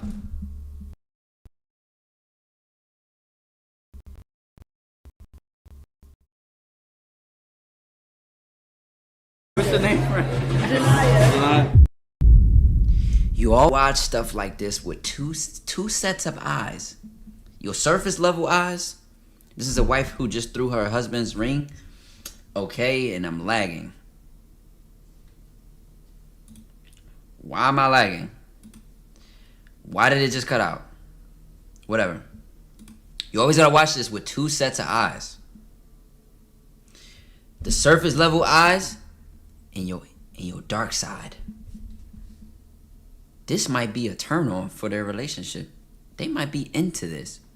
The nigga might have a shaming kink. He might have one of those. He might prefer to be disrespected and did dirty. Obviously, they're not in a regular relationship like the rest of us would be. This turns them on. This is what they into. Bro, sound adorable. Yeah, I don't know why it's doing that to my voice. It does that when it lags, bro. I'm surprised it lagged. Okay. All right. Well, All right. Lena, right this way. Oh, Thank you so much. Right. Yeah. It's just yeah. the intro. You guys are We're gonna have a go on date later. Bye. Wow. It's kind of hot. The plug. She's got Right it. this way. Nice to meet you. You are Okay. Mel. Wow. I'm from Toronto. If you miss your concert, Nice please to meet do. you. Yes. My goodness. Okay, bye guys. Bye. Bye. We're like halfway through the guest, but I need a shot. Yeah. You've truly outdone yourself. Thank you. Thank you. Holy. Let's go. To Lena. Hello. Man, Hello. it looks like Right you already this have way. somebody with that big Berkey. Yeah, you know, Berkey, y'all did. Yeah. Yeah. It's All like, it's sorts of texture. We gotta stop giving hornballs money, bro. Like, dead ass, bro. Come on, bro. I'm not even. Come on, bro. To Lena. Hello. Man, Hello. it looks like Y'all talking about a BBL. The last thing I'm looking at and thinking about is a fucking BBL game. What the hell? She got a whole bumper on her chest. I might have seen 7-year-old birthday parties with less balloons. you already have somebody with that big Berkey. Yeah, you know, Berkey, y'all did. Yeah. And y'all don't even know half of the shit she got on costs money. Including the Birkin. Yeah. It's All like, it's sorts of textures. It's a snatcher. Yeah, Yeah. super snatcher. Yeah. Yeah. You already know. Yeah. Okay, got it. All right. Well, why don't you step right this way? We're having a Miss- date. Yeah. We're Yeah, having you're gonna have a date later. See you later. All right. Alligator. See you later, alligator. Hello. In a while, crocodile. Yo, this shit is just straight goon slop. Like, there's goy slop and then there's goon slop. This is literally GTA IRL. I think it's a thing when you have too much access, you go to the extremities. Like, you start doing shit. You want the bitches with the fakest looking body, the fakest looking everything.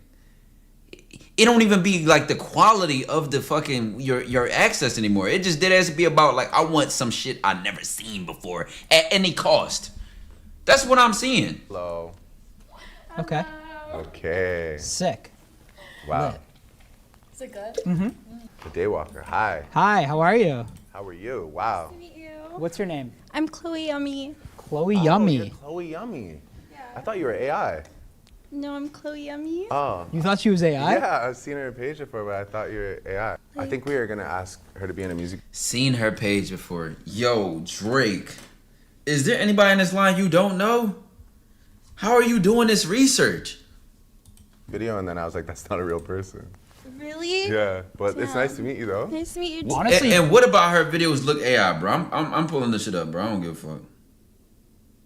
I'm pulling it up for research purposes. I'm gonna assume it's spelled the way I'm thinking of it. CH.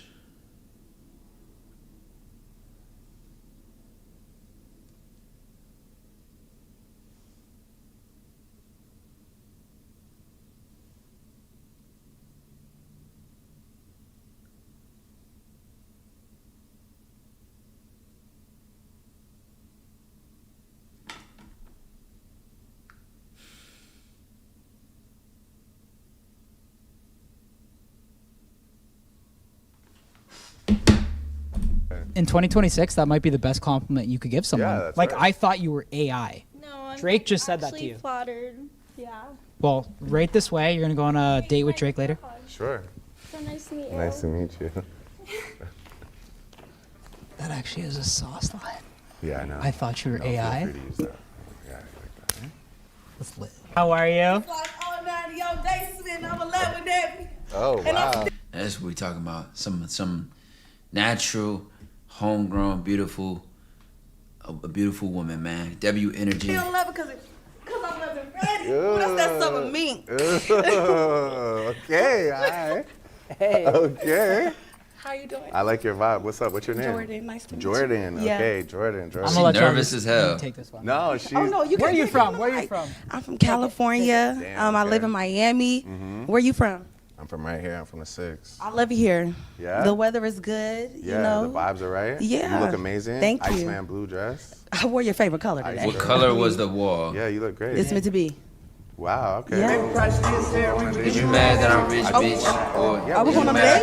Jid the Kid, I appreciate the 60 months. W 5 years in a building, you In the dig? dojo, We're baby. gonna sit and Rocket we have our little emoji. one-on-one. Rocket we going on a emoji. date? Rocket Like a emoji. little mini one. That's insane. That's a long I substreet. gotta leave. I feel like I shouldn't even have to. Yeah, right this way. Nice to meet you. Jordan look good, Chad. Hi, how are I you? love your outfit. Thank you so much. I What's your appreciate name? it. My name's Sophia Muya. Sophia Muya. Sophia Muya. Wow, where are you from? I'm from Detroit, Michigan, but I'm currently residing in How are there so many Detroit Where are you girls currently here? residing? Miami. Oh, you're in Miami. She's Detroit. residing. Since when Detroit had girls like that? Detroit. I thought Detroit was ghetto. What do I think? I think honestly, Is that decent? it's a I try my best. it's a mosaic. It's an eclectic mix. You know, you can't Yeah, always for the like longest time, really. absolutely. Sometimes like love and affection and companionship comes in like either like the most likely or the least likely forms. So I'm excited to see kind of like who these women are when they actually have to like have a real I conversation. felt like you had a couple vibes with some chicks. I had a couple vibes. Are you gonna be here for the dates? I'll be around. Okay. All right. Okay, let's do it. Let's do it. All right. Yo, Drake is really selling it, bro. He really selling it. He really selling it. Like he's really trying to sell this right now. Stop asking me what color the wall was. Y'all all can see the shit is clearly pink, bro. Hi, Fusher. Hello. What's up? I'm good. How are you? I'm okay. Is she on drugs? Do we all think she on drugs? I think she on drugs, bro. Happy as shit, eyes slim as fuck. It's something wrong here. Going on? If you had no money, where would you take your girl on a date And then like that slow slurred speech is giving. in Toronto? If you had no money, so no breach. no money spent on the date. No breach to spend, and that's to take. Hey, believe it or not, man, you wanna know who love drugs? Bad bitches. Don't ever say I lied to you. My girl, though. Bad bitches love drugs. I don't know what it is, Probably gang. Pull up to Casa Loma. For real. Not go inside, just pre from the outside, and then talk about like aspirational things. Like this could be our crib, you know. That's cute. And then I'd probably take you to eat at Jack Astor's. We'd eat. You'd start the car, and then I'd just peel on the bill, and then free meal from Jack Astor's. You feel me? Hey. So it's like. I'm it's like- feeling that. I'm feeling that. Yeah, like I'm No just saying, money, if you it's know what ride I'm or die. Yeah, she's high as fuck. I love it. Is there one Toronto song that Right. that is gathering cards? Thank you. Question. We love you. Hi. How are I you? have question Would you be? Yo, this shit is so exaggerated. I'm about to get pissed off. Gang, did she just sit down and jiggle her chest to get this reaction? Yo, we know this is Los Santos Customs. I still don't give a fuck. I don't care, child. I already told y'all, hear me out on this one. And maybe some of y'all agree with me already.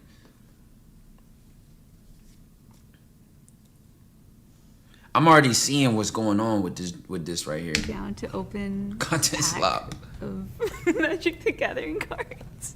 Would I be down to open Magic the Gathering cards? Yeah, I got some I see you. March of the Machines. I got the collector boosters. Yeah, I would. I don't know if you want me to grab them or if you want to grab them. I can take one and then you can. Okay. Yeah, I'll take one. I think I'll do this middle one. All right. That is in there. Yep, you got. There you go. Nice, nice. It's warm too. Yeah, a little bit. Wow. Holy. Sorry. Wow. Magic.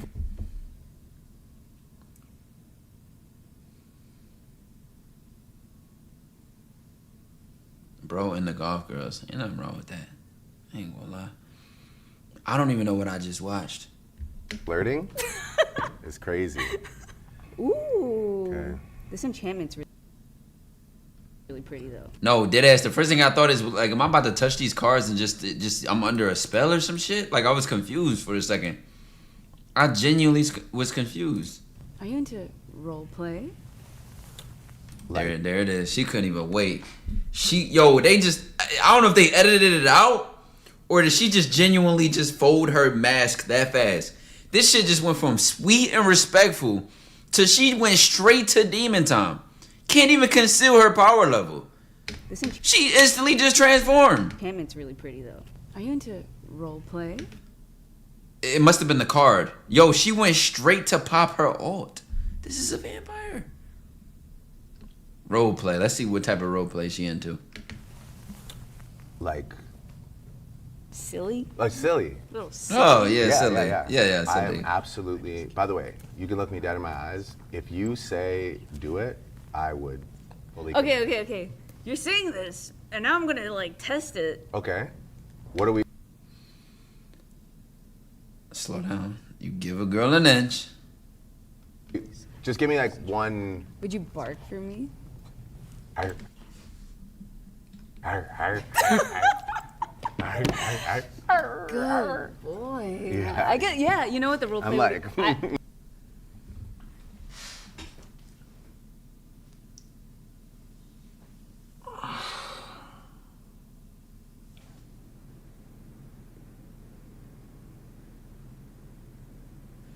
No, this might beat Soldier Boy.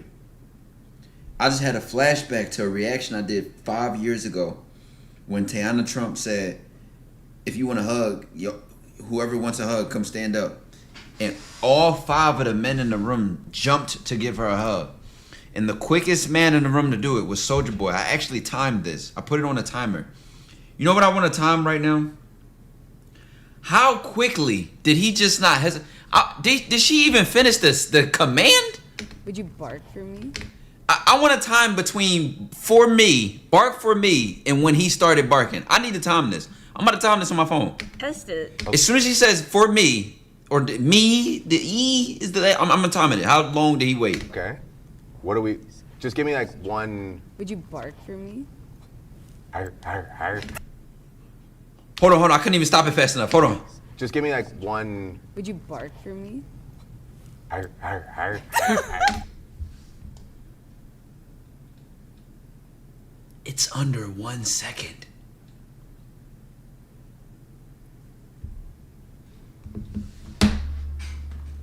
It's under 1 second.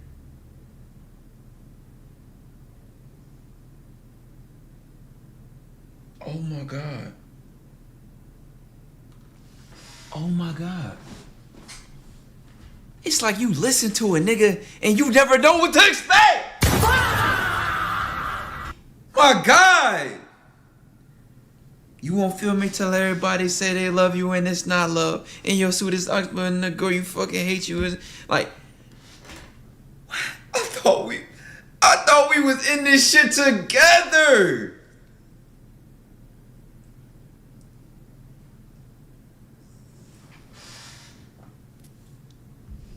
Gang, she tell me to bark, I would have dead ass looked at her as if I spoke Mandarin. Like, yo. He doing this shit genuinely for the love of the game. You know what, chat? I ain't even gonna say the tax bracket.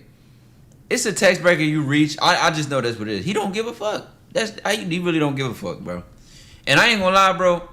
The only reason I'm not really gassing it that bad, I'm not really going hard on him, cause and listen, when it comes to what's done in the bedroom, I tend to mind my business.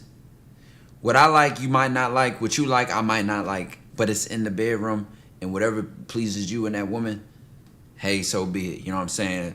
A bit might put a leash on you. Me personally, it's not my vibe.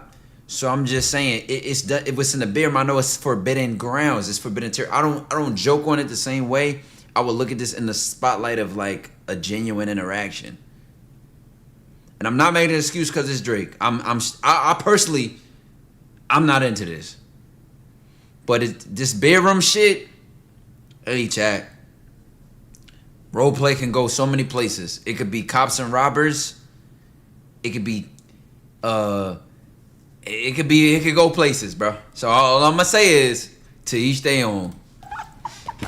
To each their own, bro. Oh, boy. Yeah. You know what the role play like, Meek Mill would never. How the fuck you know what turned Meek Mill on? How you know? You wasn't moving like this with Lena. What? Somebody in the YouTube chat had the nerve to say favorite Drake song. All right, so I'm about to end the YouTube stream. All right. I know exactly what to do. You know here. what? Never mind. Okay, we should continue this. She happy as shit about Now you that. have lube on you. Congratulations. Oh, well, I've done worse for less, honey. Nice. Thank you. I've done worse for less. I'm gonna tell you something, bro. Hey, believe it or not, this will be the girl. This will be the girl that you'll probably have one of the best sexual experiences with. There's no shame, there's no judgment, there's freedom and bliss. All that pillow princess shit is out the room when it comes to a girl like this. I'm telling you, it's gonna be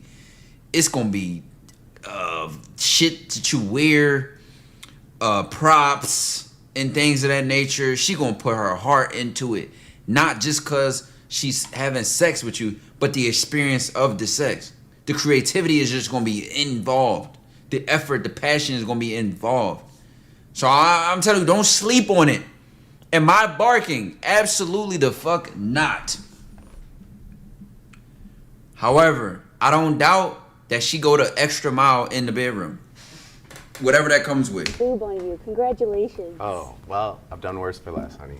Nice. Thank you. 50 Shades of You really Black. fit this vibe. So elegant. Calling me good boy and I don't know. I mean, that's, again, everybody's dynamic is different.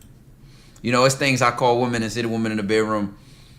You reverse the roles, I ain't going for it. But it's just the dynamics, you know? Pillow to lift me up so we can be Some people do the tie-in, some people get tied up. That's all I want to do is lift you up. Thank you. That's so Spiritually. sweet. Absolutely. Obviously. Well, physically too, right? I mean, Okay. If you made a song, Yo, hear me out! could we call it Hear me out! Bottom Shelf? that is I'll spin her like a pizza. something only you can say. Yeah. I was gonna call it Little Bird. Yo! She'd be in my hand like either this. way, I'd love to talk more. It's like, nah. Okay, well, thank you. Those were great questions. Should we Yo, talk let me about? chill. Let me chill. Okay, well, That's bring it wrong. in. That's not funny. Don't go. You smell so good. You smell so good. Don't go. Okay, go ahead. Sorry. It was so nice It was to nice meet to you, meet hon. you. Thank you. Am I allowed to be uncomfortable? You're a gift giver, and that's like my love language too. I love that. Okay. It's a good one. Okay. And I figure the guy who has everything, he doesn't have this. Big halfway in. That's right. Is the name of the bar. Wow. Wow. And why would it ever be halfway in if we're fully committed? You had to try. Oh my God. Wait a second. Wow. And why would it ever be? Shut up. Did this nigga just read the hat and within 2 seconds turn it into a sexual innuendo? A double meaning and flirt?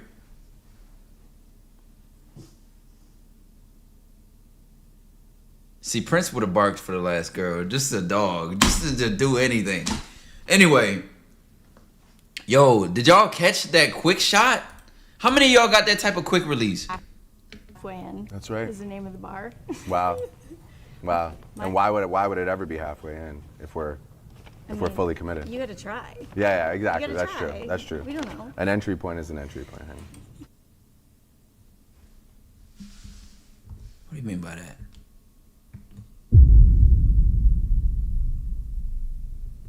No, Drake on demon time. I ain't gonna lie. And I can't pretend I don't have the same love for the game. I can't stand it, bro.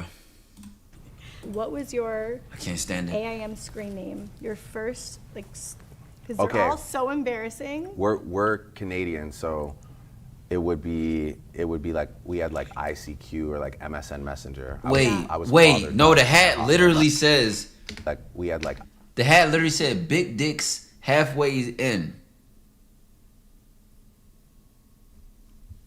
Well, never mind. That shot looks a little bit easier now. ICQ or like MSN Messenger. I was fathered. Then they're from the PBM crib. Because I didn't bark for that. What are you talking about? So You've always been shut Drake? your bitch ass up, nigga. Your real, like, government name is Drake? Aubrey Drake Graham, yeah. Yeah, but it's Aubrey, it's not Drake. But Well, you went if by it's- Drake. If it's my middle name, it's still my. Yeah. Oh, yeah, you're right. Yeah. Gotcha there. I guess. Yeah. Your is out, and it's just been so distracting the whole time. Oh, come Also on. really positive though, and it just popped out though. You guys better edit that out. I don't think they can see it from that angle, But but you saw? I did. How was it? 10 million out of 10. So much. Yes. I hate the way he hoop. Like, Hi. I hate the way he hoop. Why he like the only rapper who could be using his money and his clout and his status, but then the nigga got the nerve to be good at flirting, to be playful, to be witty, to be charming. Like, he not even XP glitching. He really is flirting like a hungry nigga. He flirting like he need to. He flirt better than niggas who don't even have any leverage against bitches.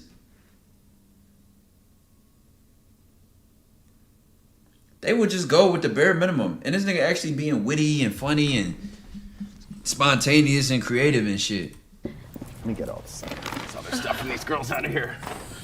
Have you Yeah. seen my stuff? Have I seen your stuff? Yeah, do you have any pointers for me? I actually have never watched, to be honest with you. I haven't watched. I only see like aftermath photos. Oh, okay. He's in the Reddit, guys. Yeah.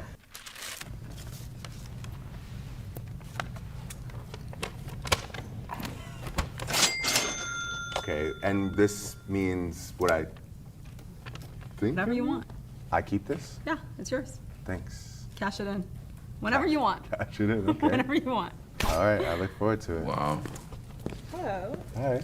How's it going? Would y'all ever have a hard pass in a relationship? Hey, that hallway would go straight to hell. Straight to. Yeah, how are you? I'm good. Nah. I'm just trying to get comfortable right here. Okay. You know what I'm saying? You know, little Wow. rose for you. A romantic. Queen of the Insane, game, queen bro. of the six, queen of your heart. Wow, a romantic. Yes. What is? This is my least favorite contestant. Is that mean to say? I feel like that was so unnecessary to say. Let me just skip. I don't know if I like this one either. It's just like we went too extreme on the Pack-a-Punch. Like, we went way too extreme on the Los Santos Customs. 2? For our Wait, wow 3. So I got you 3. Thank you so much. I can't wait to hear what you gotta say. So I got. Oh my Niggas will cuff something like this and be like, yo, I got cheated on. God, can we get a shot 2? for our Wait, wow 3? So I got you 3. I feel like just the tone of voice alone, I can tell like her conversations revolve in circles. Like, genuinely, I feel like I'm talking to an AI bot. Thank you so much. I can't wait to hear what you gotta say. Oh, I gotta prepare you for this one. Thanks, Ben. Wow, Ben. Thank you. show? What are you in the next building just doing another dating show? Yeah. Yeah. My 20 one's over Yeah. there. Cheers. Cheers. Love you guys. Yeah, thanks. She got talent, bro. Yeah. Oh, okay. Okay. All right. Cheers. This is dystopian. Nigga just blamed society. Can I show you? Yo, this nigga just blamed society. Oh, you're a stand-up kind of I guy. don't know. What am I supposed to do? Show me. Show you. I mean, we Wait, what is she saying? Show me your favorite. Wow. Could you show me your favorite position? Can I show you? Yeah. Show you my favorite position.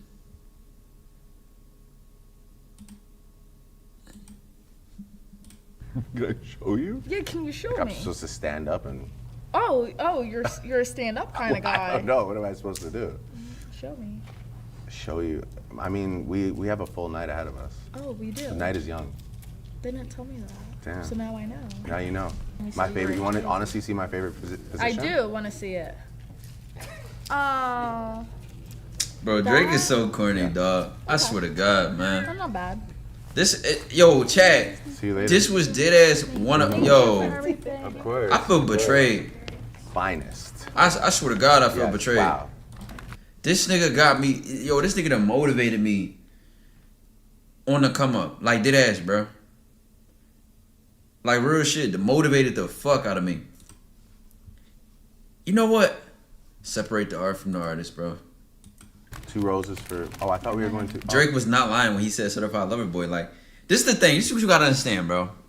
Motherfuckers be thinking when a nigga get a lot of bitches and he's real player that it's like some asshole persona. No, sometimes hoes love niggas because they are very friendly, likable people. You can tell Drake's a likable, chill, funny guy. So it's like his addiction to women is like damn near mutual. Like, nigga just like new vibes to flirt. Just love it for the love of the game. But what makes it crazy to me is like, damn, bro. You hooping too much. You hooping too much. Wow, 4. Everybody's outdoing each other. I like this. Yes. Wow, the competitive nature is real. If I wake up and you hit my line. Like, genuinely, it's like sometimes, bro, I don't even know. Do I want to take it there? Nah, I don't want to take it there. Line with at least like 1 or 2 solid jokes to start the day off. Like, do y'all get what I'm saying, though? Like, it's not even like a lot of, y'all ever see these rappers be around women? I react to a lot of videos, so I can say this. You react to a lot of motherfuckers, and you be like, man, this motherfucker only getting bitches because he got money. Like, real shit. I'm gonna call it spade a spade. Man, this motherfucker only getting bitches because they 6'5". They got money. They attractive. You could just look and see it. Right? Gang, this nigga is genuinely flirting like he loves to do this shit. This is me. You can't, it don't matter how much status or how much cheese I can abuse. I still love being seductive. I still love flirting a certain kind of way. It's the love of the game. You don't lose it. This one pretty. Honestly, Birkin time. Yeah. Birkin time. G-Wagon time. Hello. Excuse me? Wait. Start the day off. Yeah. Hit my line with at least like 1 or 2 solid jokes to start the day off. Yeah. Honestly, Birkin time. Yeah. Birkin time. G-Wagon time. Hello.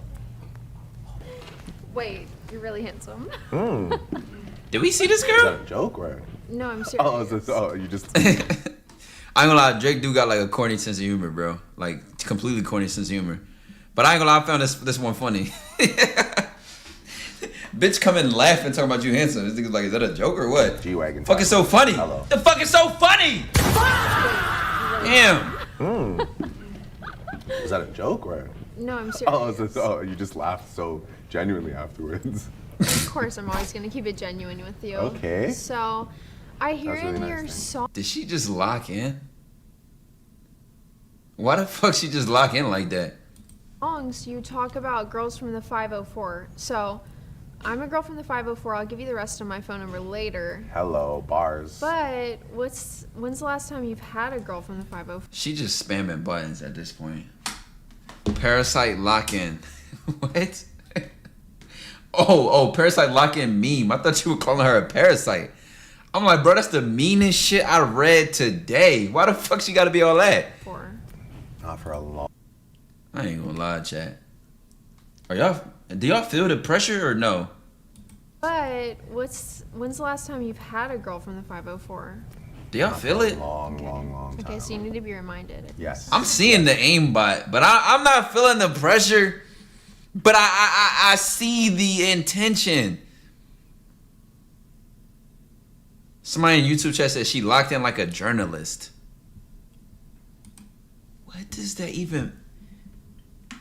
I have no recollection of. Can I give you a hug? Of course. How are you? How are you feeling? Oh my goodness. Can I give you a hug? Of course. How are you? How are you feeling? All that Celtic Shaq back there. Oh my goodness. You look so nice. This net. Sheesh. It's like crochet. Yeah, a little bit. Yeah. It's giving like sexy grandma. Grandma. Well, like, cause like a grandma would knit it, but then you would wear it. Wait, my grandma actually knitted this for me. Really? No. That would be fire. Yeah, my grandma got a good I time. was gonna be like, your grandma can't knit. Like, your grandma's just not tapped in. She just knitted like a one-piece That would be bodysuit that fire. just hugs your absolute wagon. There's no way, obviously, that the fuck. Grandma. come on. Wagon. Your grandma's just like, dear, you're gonna love this. It's like, come on. I hate that. I hate that You're Drake gonna meet would have Drake. some of the. We have some of the funniest conversations, chat. Thank you. Nice to meet you. Nice to meet you. You smell good. Thank you. You smell like poison ivy.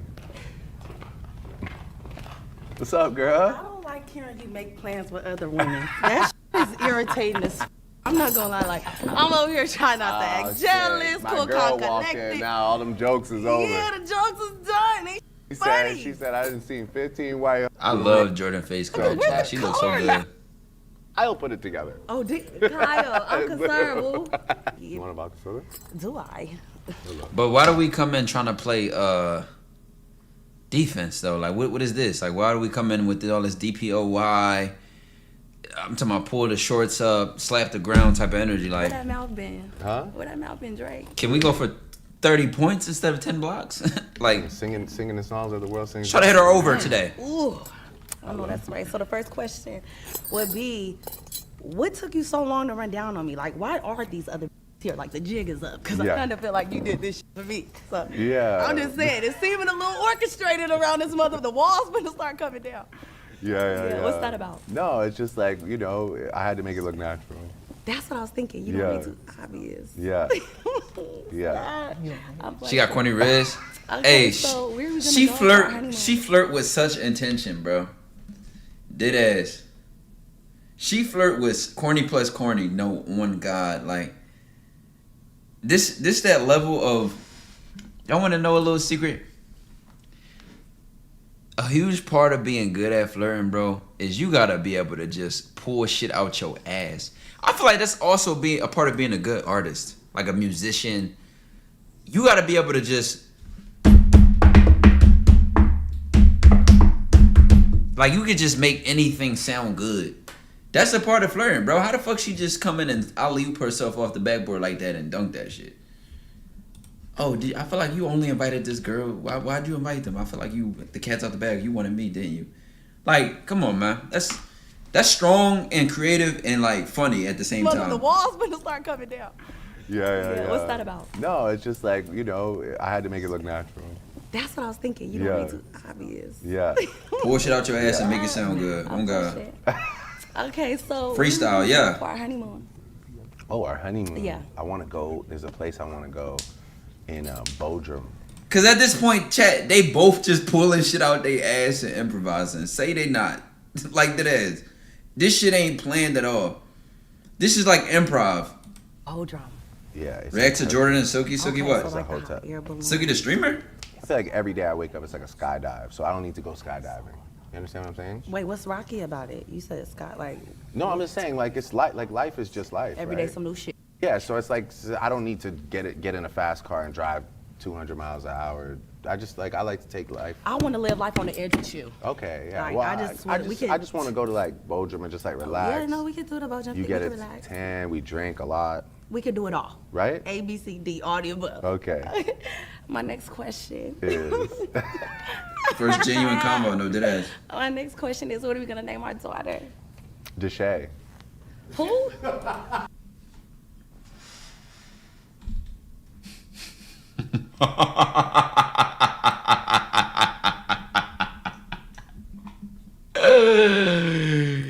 Yo, chat, with no hesitation. That's my type of wittiness. That's my type of witty. Cutthroat. You never even know I was about to cut your throat like that. She wasn't even ready for that. Let's see if can she lock in and come right back with that? Yo, he just cooked her. He just cooked her so bad with that one. She might be stunned. She might be done. Number one, I didn't think she was expecting him to tap in. Number two, he just did that in the middle of flow state. And then number three, she just did ass might not have been ready for that answer. My next question is. Yo. My next question is, what are we gonna name our daughter? Deshay. Who? Straight face, no. Yo, he didn't even blink, chat. He didn't even smile or blink or laugh. This nigga just looked her dead in her eyes with a straight face and said that. Ben? There you go. There you go. Ben, I'ma whoop your ass. What you been telling this man about me, Ben? What kind of intel you been giving my nigga? Ben! What are you, I don't know what don't listen to the blogs. Can I do a bonus question, everybody? Yeah. I can do a bonus question? Yeah, run it. I mean, it's like, damn. No, run it. Yeah, scoot in. I don't run it. It's like, why am I so bored? I don't run it. Miami's back. I got sprayed by a skunk by smoking a spliff. I've been waiting for you. Who do people say that you look like? Brittany Renner? I get multiple people. Who do you think I look like, though? Brittany Renner? Are you serious? On three, ready? Are you serious? On three. One. Two. No. Actually, I want to hear you say. 1, 2, 3. Brittany Renner. That's one of them. Okay. I don't know. Is that a That's compliment? all. Yeah, no, that's all I had. I don't know. Bitch just stole her whole face. Mariah the scientist. I can see that as an answer. I can see that. I don't mind that answer. Oh, Mariah. Oh, Right. yeah. I don't know. Because they look similar, too. Yeah. You're like They do. Brittany the I scientist. think they're pretty. Brittany the scientist is crazy. Yeah. Have you ever been cheated on? Yes. And if so, what did you do? If so, what did I do? Yeah, like what did you do? What can you do? What can you do? I'm gonna say. Nothing. Right. Except accept it. Yeah, just hug Like, it. what you- In you- Toronto, we would say hug it. But do you get like a get back or not? Life is trial and error. You have to accept an error That's beautiful. when it lands in your lap. It's poetic. Just like you have to, people say you fall in love. It's real. You gotta just accept Real the as fuck. You gotta eat the She's sometimes. pretty, chat. Just gotta keep it pushing. You just gotta keep that pushing. Girl. Literally. Yeah. Yeah. Yeah, I'll push So, that. so what are we doing after this? What are we doing after this? We're gonna go out and have some drinks. I want to have some drinks. Anything. A departure. She's like she about to say something else. I want to have what? Cause you can get a whole lot of that. Am I easy, chat? I'm not afraid to admit, bro. I'm the pickiest easy man alive, bro. I ain't gonna lie, bro. Like, did ass. Have some drinks. Yes. Why somebody just say yes? A departure hug. That was rhetorical. Okay. Bye. Bye, honey. It was so sweet meeting you. You Bye. too. You too. Damn, she do got the Los Santos Customs too, though. I honestly. Okay, my first question for you Mm-hmm. is if you were gonna order or make a drink and you're trying to impress somebody, what are you ordering / making? Impress a drink? I'm gonna a drink? Ask that. How about reading a fucking paragraph? Roman, I appreciate the 40 months. Guy right there. Baby probably still said, Reaper, is you mad that I'm W 40 months, Roman. Is you mad I got a rich bitch? What's good? What's good, Jayan? What's good, Jayan? Too fly. Okay. You know what you understand what that is? The pani dropper. Okay. What's in it? It's a secret recipe. Okay. Pani It's dropper. like very like refreshing, not too sweet, but still Okay. fruit based. Okay. But what kind of alcohol? Vodka. Vodka? Vodka based. Confirmed? Love it. Okay. Pani dropper. Sounds good. Love it. Okay. Okay. All right. Appreciate it. Nice to meet Yeah, you. nice to meet you too. Take care. Bro, Drake the type of nigga you can't trust, bro. He always trying to be funny. No. Can't trust these type of niggas, man. Okay.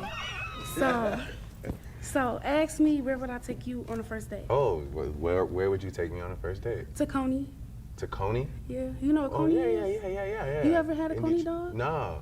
Okay, I'll take you to But Coney. I have seen the reviews though. Yeah. Cause I love, like, I know this might sound crazy, but I do love a glizzy. Like, I really do love a hot dog. Like, Okay, we don't call them glizzlies. yeah. No, it's okay. Glizzies. I know that sounds crazy, but I do love a blizzard. So, Okay.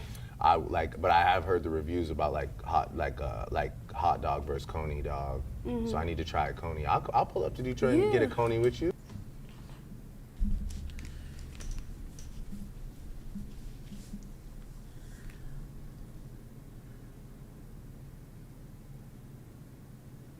What's good, Denzel? Yo, I'm gonna tell you something.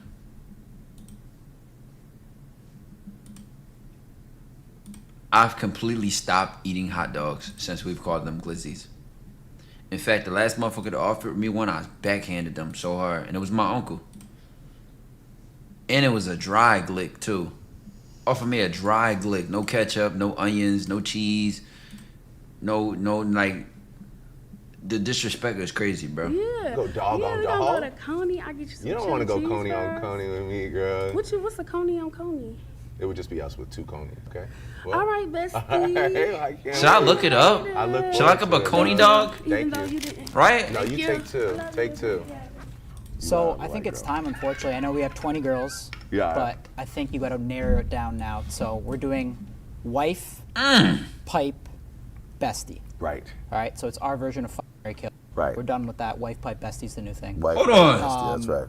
Unfortunately, Drake, you got to scale it Ah, down. fuck that up. It's a I know W. 20. That's very Oh, high. I would fuck that up. UPB, I know.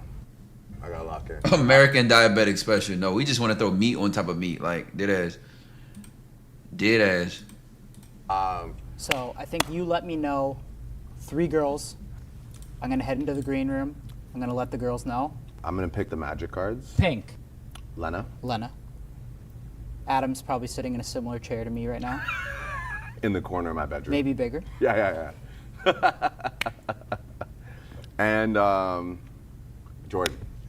Okay. Ladies, how are we doing? It don't even matter. Ladies, please stand right there. It don't even matter who we pick, to be honest. They all going in the corner of the bedroom. Yo, teen. Maybe you sit in that chair so you don't understand the purpose of that chair. Look it up, bro. Hotel corner chair. Oh, I got it. Yeah, we're gonna need you right there. I'm sorry. Yeah. Okay, no apologies. Onion and cheese is egregious on a glizz champion. Shit, until you try it. Yo, when you put ingredients on a hot, y'all niggas just still eating ketchup with hot dogs, gang? What? Nigga, when you fry a good glick, or even a sausage, bro, pause, you throw onions on it, you split it in the middle and cook it on both sides and flip it over and... Yeah, alright.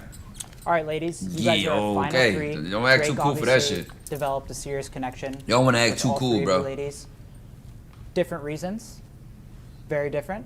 But obviously, you guys all made a Top very tier? strong impact. We talked about T-I-E-R, it. not T-E-A-R. We're reinventing Mary Kill. That's done with. It's now wife. Just pipe. eat the hot dog. What? Nigga got meat memory.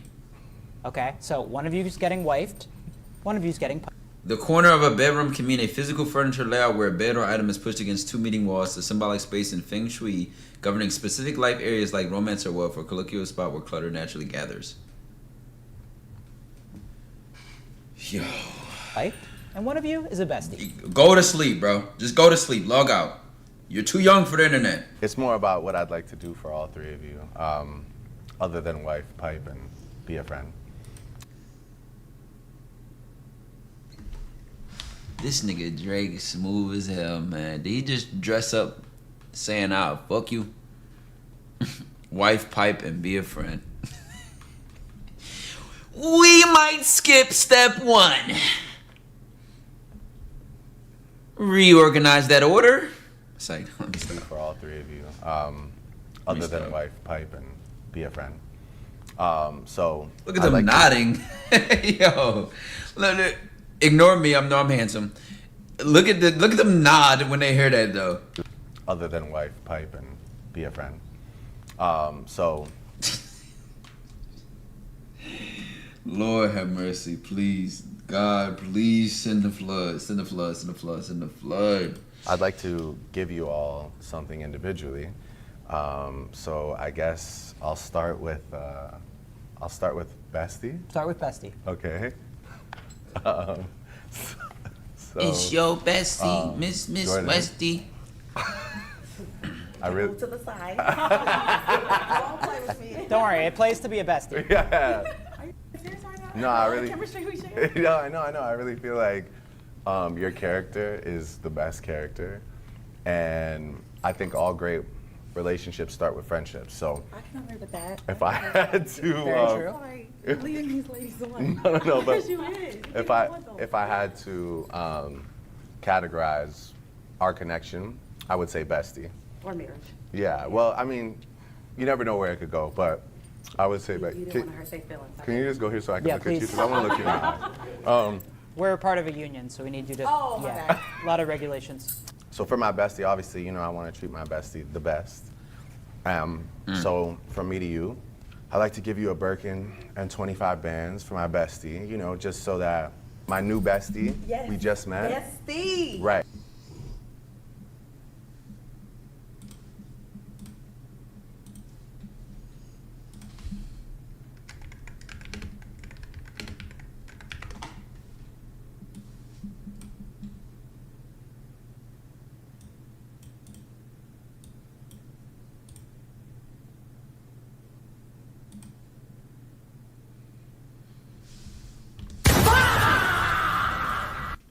My bestie, just so that my new bestie, we just met. Bestie. Right. The best. Yeah. Friend. So Yes. that's from That's me a to great you. friend. Oh my God. Yeah. See, being a bestie's not that bad, It's right? not that It's a bad great at best friend. all. Okay. Okay. So where's that? Okay. Let's proceed to pipe. Obviously, I'll draw reference to this paper one more time. Lena, I mean, you're incredible. Yeah, it's Certified. legit. Yeah, Swear. it's legit. Legal document. With that being said, I'd also like to give you 25 bands, but on top of that, I'm gonna send you anywhere you want to go in the world, all expenses paid. And if you want to invite me, Let's do if you want to invite me, Definitely invited. okay, all right. Well, if you want to invite me, you can. But if it's with Hey, my Patreon members. Oh no, I didn't make that video yet. Y'all don't know about the option of saying no, always guaranteeing yes. Y'all don't know about that video yet. Damn, I didn't record that. Let me tell you something.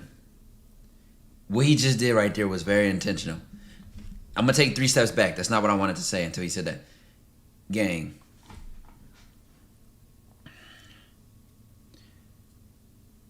All right, my first thought seeing this, I don't think he paid for this shit. I think this shit is straight sponsored. Now, does it make a difference? Absolutely not. The girls receive it all the same. But I'm gonna tell you something, chat. Once I pass 9 figures, I'm gonna keep it a bean, bro. Don't ask me what I'm gonna be doing with women. We gonna be on Jupiter. Don't even ask me, bro. Don't even ask me, gang. Like, dead ass, bro. Like, this is dead ass pay to win shit. But I'm gonna tell you how little that 50K is to him. That 20K, that 30K. That shit ain't about nothing. And they don't even know it. They don't even. A nigga might put all that on black, on Baccarat or something like. Or not on black, on Baccarat, but on roulette. Gang, like, this might be a one hand on the table of blackjack. Like, dead ass. Like, that money don't mean shit to him. This is life on pay to win mode. Dead ass. somebody else, I understand. So that's from me to you for my pipe. And for my wife. I ain't going cars and all that for women, but I definitely like the whole experience to be bossed up. We going black truck everywhere. We going private jet just to go to the mall. Like, I'm landing the helicopter on top of the mall. She gonna think I'm the prince of fucking Swahili. Yeah, I just feel like. Am I your type? Yeah, I think it's more than that. You know, it's like. Wait, what just happened? My wife, from me to you, for my pipe, and for my wife. Damn. Yeah, I just feel like. Am I your type? Yeah, I think it's more than that. You know, it's like. You're just like intriguing and from Texas. Prince and you Rakeem have out there. fangs, No, dead and, ass. I just feel like. Pay toilets I to could, fire like, everywhere. learn Then new with 3 M's over things, roulette and be like, I and take that. I feel like we're like. A lot of things, you know? Okay. Well, I feel like I just feel like I could like learn new things, and I feel like we're like. A lot of things, you know? She gonna be the most fun. I ain't gonna Well, lie. She gonna be the most fun. I'm gonna go there because I'm a grown ass man. A lot of women are so boring in the bedroom, bro. I'm sorry. And 9 times out of 10, if you have more, even if you have more experience than her, or you're all the same age, or she's a little older than you, I don't say boring as disrespectful. I just mean boring as in like you have to do most of the teaching, the learning. Like the huge responsibility of the pleasure of it is on you. At least in my world with women, because I'm a pleaser. You know what I'm saying? And I like to know that my woman is satisfied. But it's usually, I'm not gonna say rare. Women are high effort. Women can be high effort in the bedroom, but when I say boring, it's like, do y'all know what I mean? I feel like what's understood doesn't need to be explained. And she look like she fun. She with all the dumb shit. All the dumb shit. And when I say all the dumb shit, I mean all the dumb shit. Role play, throwing on different costumes and shit. Everything. All the dumb shit. The spontaneity, whatever excites you, she with all the dumb shit. All of it. You're just like intriguing and from Texas. Like she don't want to just be a pillow princess, lay on her back and get hit. Like she actually with the shits. And you have fangs, and I just feel like I could. Yeah, it definitely depends on the comfortability between y'all, and you gonna end up slutting your girl out anyway. So you gonna put her on stuff to make it more fun, right? But for that to be their default effort, feel me? It's not really common that a woman just comes with that much excitement. Like learn new things, and I feel like we're like. She'll be excited, but like to expand into the like, I don't know how to describe it, bro. We're like opposites, but I feel like opposites attract. Wait, can I hug you? Yeah. I think we're married now. Yeah, I know. So sweet. That sounded like a like chess, like that sounded like 2 football players hitting each other.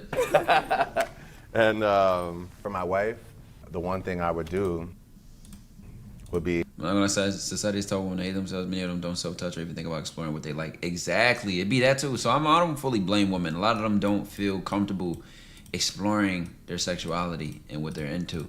So like I said, I consider that to be boring. Even though, I help women go through that and evolve and grow into that sexuality and that femininity. I'm just calling it boring because until you get through that phase, then that's when the fun can start. Anything you want, so you just Does get it make to her pick comfortable? These are Patreon type answers, one brother. thing, Too much for anything in the world, and I'll YouTube. buy it for you. We're gonna be demonetized. Wait, are you being serious? Yeah, What does it say? so would be anything you want. So you just get to pick one thing, anything in the world, and I'll buy it for you. Wait, are you being serious? Yeah, you don't have to. What would decide y'all buy? right now, but If I you know? would you buy my mom a house? Oh, well, yeah, I'd love to. Wait, really? Sure. Whoa. Because she's wanting to retire and I've been trying to help. Okay, we'll figure it out.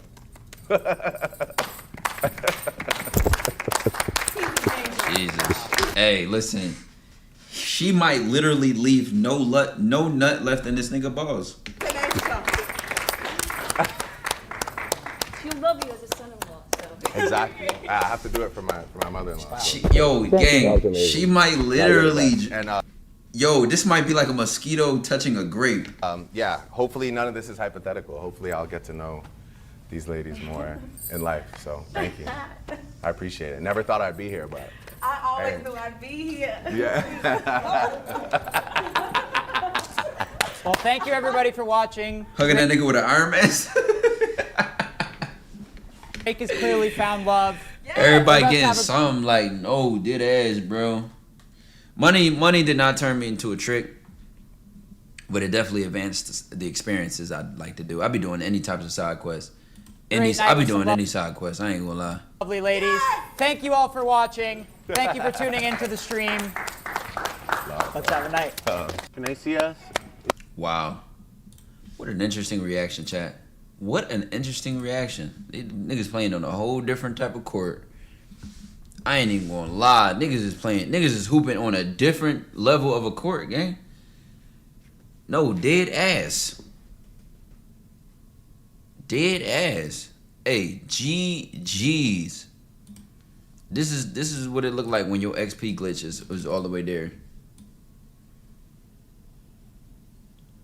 How would y'all hoop? Would y'all hoop differently if you had the infinite money glitch?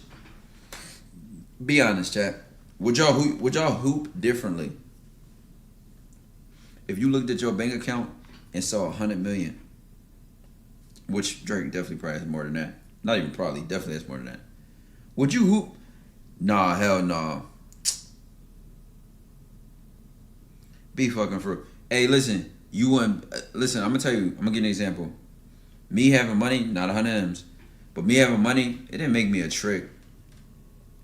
But let's just say I'll be in a good mood. I'll be in a good mood. Matter of fact, let's go out to eat tonight.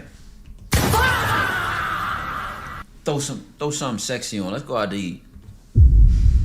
I mean, like, it ain't directly coming out of my pocket pound for pound, but the experience is just gonna be lovely if you fuck with me. My first girlfriend, you know, I used to be like, yo, I was in Philly. I'd be like, yo, we going to New York. Let's go watch a play. Let's go catch a play. Wait, no, let's go to a 5-star restaurant. Go catch a play. Then go out, like, just a lovely experience, gang. Like, you see what I'm saying? It's shit like that, where you just kind of upgrade your experience because you got the bread. Ain't nothing wrong with that. And if you a trick, go trick, my nigga. I'm not a trick, though. It's not my style. That's not my dynamics with women. You know what I'm saying? Women like buying me things. Women like spending money on me. And 9 times out of 10, if a woman is around me, I don't make her pay for shit. You know what I'm saying? So she's going to have an enjoyable experience. But I don't like feeling used. That's just not my dynamic. It's not what I naturally flock to. I feel like niggas that trick and buy pussy is just in them. Like, that's just how they want to do things. It's how they want to do things. I hate when they move the needle, though. Like, don't make it. Listen, trust me, brother. We are not doing the same shit. Well, you paying for it, too. You're going on a date. Man, I'm inviting her to some shit I'll go to by myself, nigga. We are not doing this. You are cash apping her. We are not the same, gang. Facts, girls who don't ask get the most. It's that simple. Don't ask, and you're going to enjoy yourself. You know what I mean? That's my vibe. Like, don't even ask. I've been like that. You know what I used to, even when I was in high school, gang, I used to, like, my main date I would spam on a budget was the movies.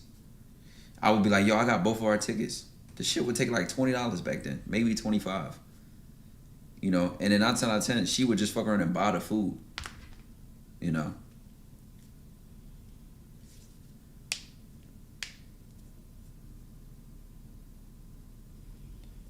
Jake just spiking these bitches dopamine. No, I'm telling you, I don't even feel intimidated by it, because a woman that fuck with a nigga that's tricking and paying for shit would never fuck with me for the same reasons.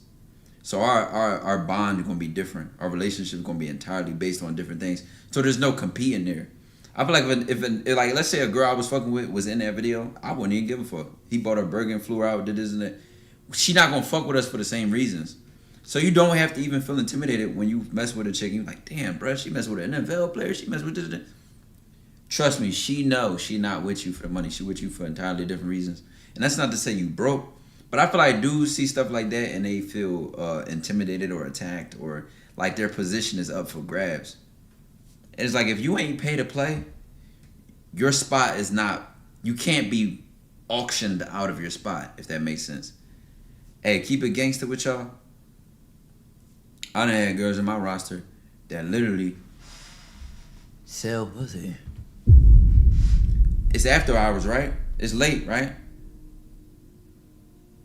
It's late, right? Y'all know when it's after hours, we go there.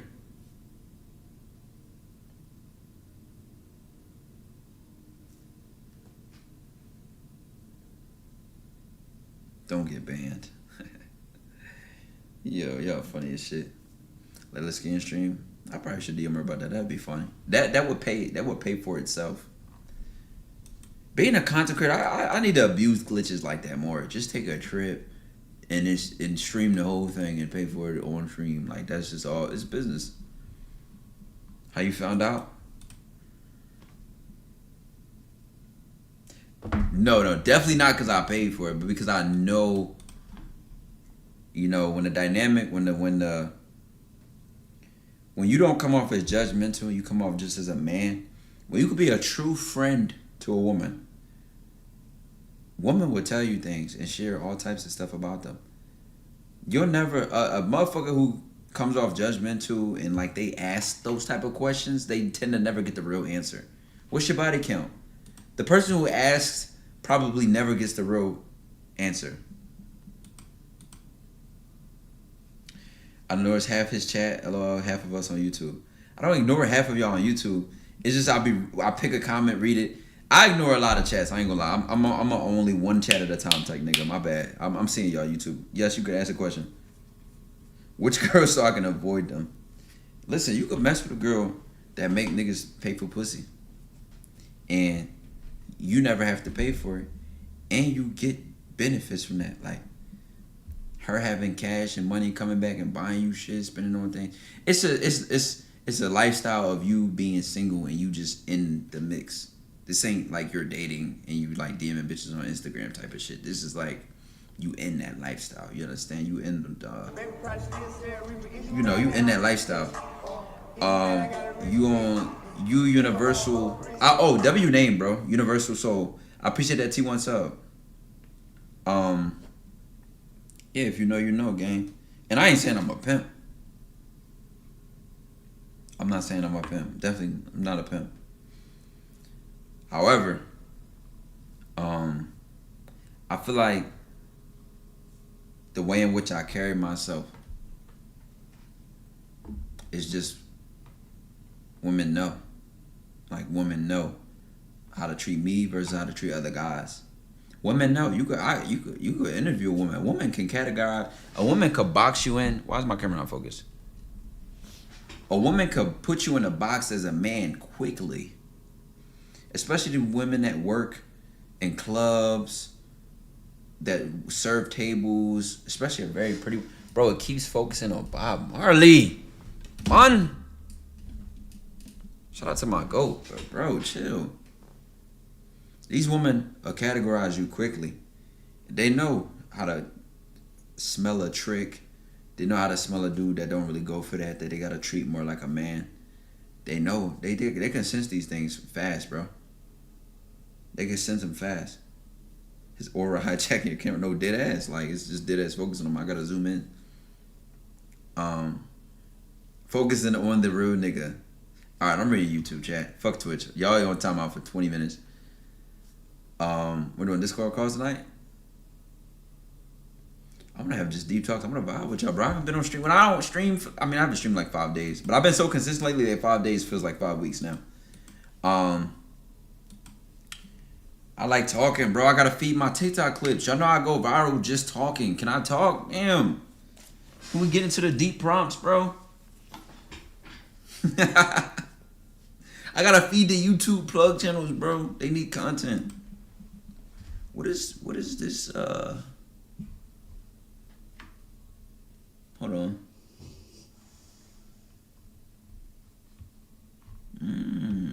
Okay.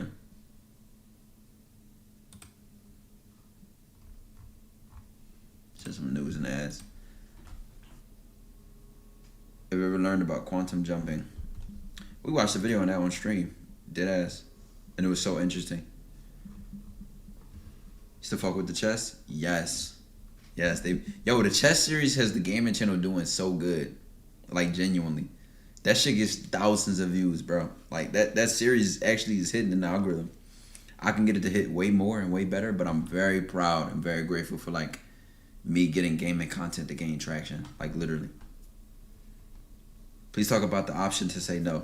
So without spoiling or leaking, like, you know, because I want to do a whole Patreon video on that. I've been reading a good book lately.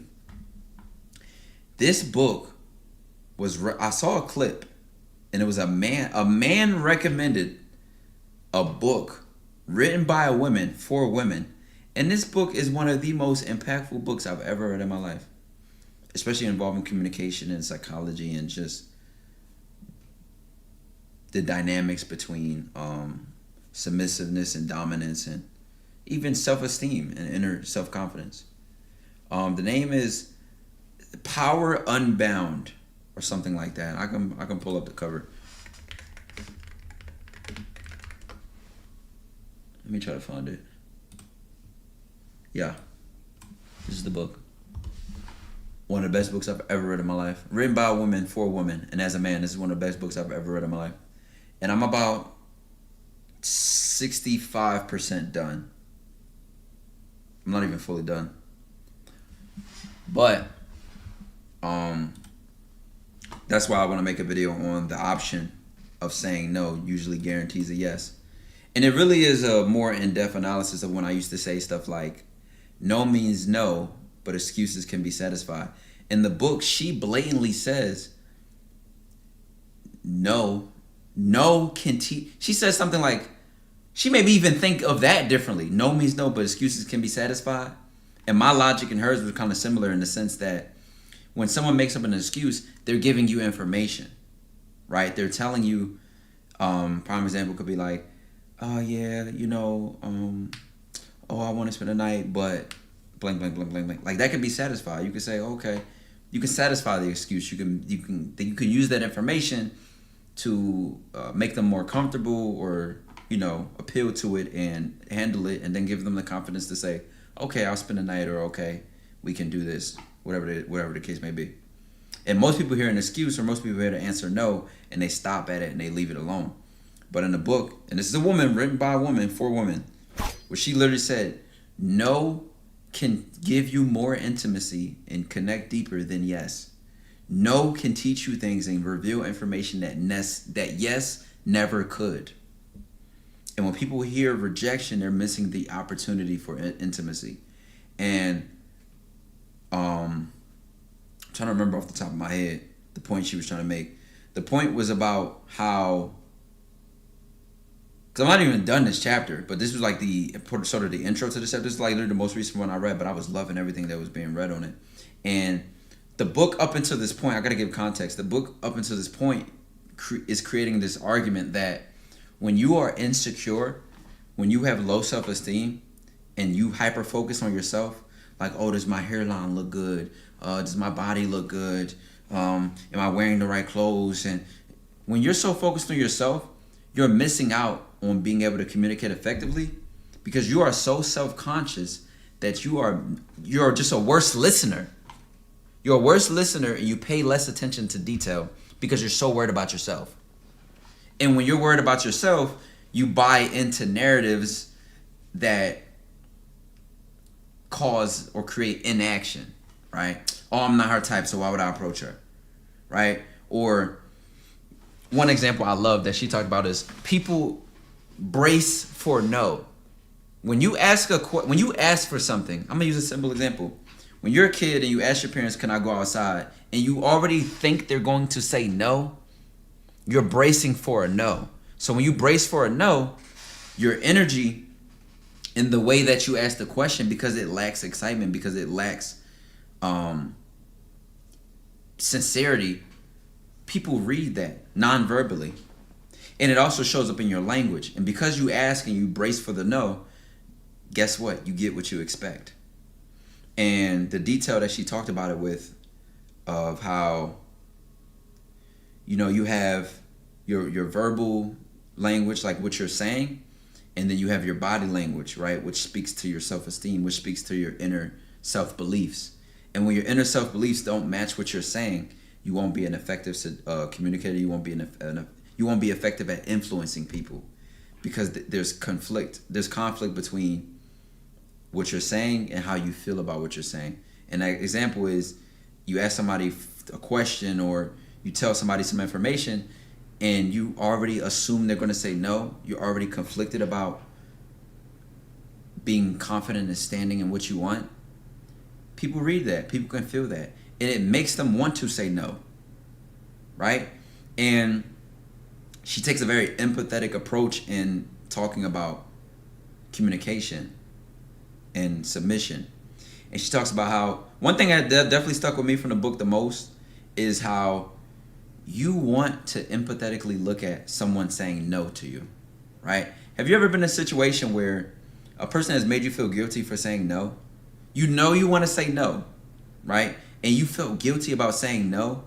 So really, the first chance you get to have an escape out of saying yes or come up with an excuse to cancel the plans, to flake, you will. And it could be anything. It could be like, oh, your family's having a cookout on Saturday. You really don't want to go. But because it's family, you say yes anyway, knowing you don't want to go. So you're going to come up with any excuse that day not to go. You'll pretend to be sick. You'll say, oh, man, I got to go to work. I had to come in late. You know, blah, blah, blah. You make up any excuse just not to say yes to that situation. And that's where I talked about the option of saying no usually guarantees a yes. When you give someone the power, the autonomy, the freedom, when you're considerate, right? And that's like what Drake's saying, or you're gonna have 20,000 and you could pick a trip to anywhere. And if you want me to come, right? If you want me to come is so considerate of her being comfortable that it makes her comfortable. But if he would have said, oh, you're gonna take a trip anywhere, but I have to come, how would that have made her feel? It would have made her feel obligated to fuck, like her body was for sale. It would have automatically put her in such a corner that she doesn't have the option to say no. So it would have made her want to say no just by being uncomfortable. But because he said, if you want me to come, him like bailing out, him like not, making it, hey, it's about you. If you want me to come, it's fine. Like, if you're comfortable with that, it makes people say yes. And mind you, I've done this on stream where one time I was asking a girl at the pool party, I was like, you have an Instagram? And she's like, yes. And I was like, for me? She's like, yes. I was like, okay. Like, but it's the consideration, if you're comfortable with that. Oh, or another pickup line I've seen on YouTube where a guy was like, can I meet you? Or are you open to having new friends? It's like just even being considerate, putting that intention, having some empathy in your conversation, in your communication, in your game, giving someone the option to say no, considering their comfort, considering their freedom, usually makes them say yes. Vice versa. I think that one can be hard to understand, but we understand the opposite.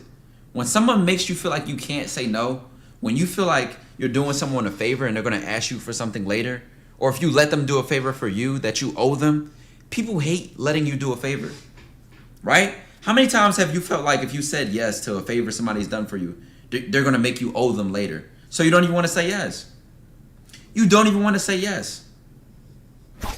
That's the opposite of that. When you don't give someone the option of saying no, they completely wish to say no. They say no instantly. Right? So that's the other side of the same coin. And I'm going to describe this in more depth on Patreon, come up with more specific examples. How do you tell a woman to tap into their feminine energy? Well, you can't tell a woman to do that verbally. You cannot tell a woman to tap into her feminine energy verbally. You need to look in the mirror and understand how you showing up is enough. You showing up within your masculine energy and masculine frame is enough. And you will never have to do more than that or less than that. You being masculine is enough. The dynamic will automatically correct itself, even if y'all have to butt heads. I remember a situation at work one time. Mind you, I'm from Philly, so this girl was from North Philly. If you're from Philly, you know how North Philly women are. They like pit bulls. They could fight alligators if they want to. They really think they could do anything. And this girl was known at the job for being like extremely blunt and rough and disrespectful, but she was a pretty girl, but she got this whole aggressive personality. And it was a situation I remember talking to a mutual friend me and her had, but I never had a interaction with her personally or directly yet. And this was my first one, but I already heard about her just because people would talk about her, and she's pretty, so like people were just thrown off by her because she come off so blunt. Mind, she literally has a twin brother, so she grew up around boys, and so her personality was extra brolic, like extra masculine, or so it seemed. And this girl was so like rough in so many ways, but she was so pretty. It was like contradicting. I'm talking to a mutual friend we had one time, and she like comes up and interrupts the conversation. Now, I got on her about this. I said, yo, we talking. She's like, I don't give a fuck. Like, I don't know you. Da-da-da. She started chopping it off at the mouth, right? So I doubled down. I doubled down on, like, I just looked at her like she was crazy. And then I looked at my homie. And I like, I don't even remember what I did on each step of the situation. But our first interaction was literally us butting heads. Like, it wasn't friendly. It wasn't nothing about it was calm. We literally butted heads. But from that situation, it let her know, I'm not scared of you. I'm not gonna out yell you. I'm not gonna fight you. I'm not gonna argue with you. You're a woman. Like, I'm gonna treat you like a woman, and I'm not gonna treat you like a man. I'm not gonna respond to you like I would a man that's being disrespectful. I'm not even gonna match your energy. I'm a calm nigga. I'm gonna be calm. So she's all that. I'm like, gang, whatever, right? Lo and behold, fate be putting me in some funny ass situations, I promise you. I got a whole nother story about fate that is so funny. But fate be putting me in some funny situations. At this same job, they had this kiosk in the middle of the mall. And they would only put 2 of the workers on the kiosk at a time. Mind you, there's like 30 workers on the clock. Nothing less at any given time. This was a big ass store, right? And to even, you know, most jobs only have like 4 or 5 workers on the clock at a time. This job had like 20 to 30 at any given moment of any given day, right? And I worked on the busiest days, which was the weekend, so most people worked on that time too. So maybe that had to factor into it. But so lo and behold, I'm one of the people that gets sent to the kiosk, and guess who else got sent? This was like on another day. This might have been like the next weekend or something like that, because I only worked weekends at this job. This was when I was in high school. Lo and behold, it's me and her. Me and Ashley. Bro, let me tell you, by the end of just us just being together or alone out there or just having random conversations, whatever the case may be, gang, she was buying me food. Are you hungry? Are you thirsty? Did you eat? Because if you sat at the kiosk again, you would be out there just bored as shit, just sitting there in the middle of the mall, gang. So she was like buying me food. I remember we was in a break room one day, and my homie that knew about this girl, how rough she was and how rude and disrespectful she was.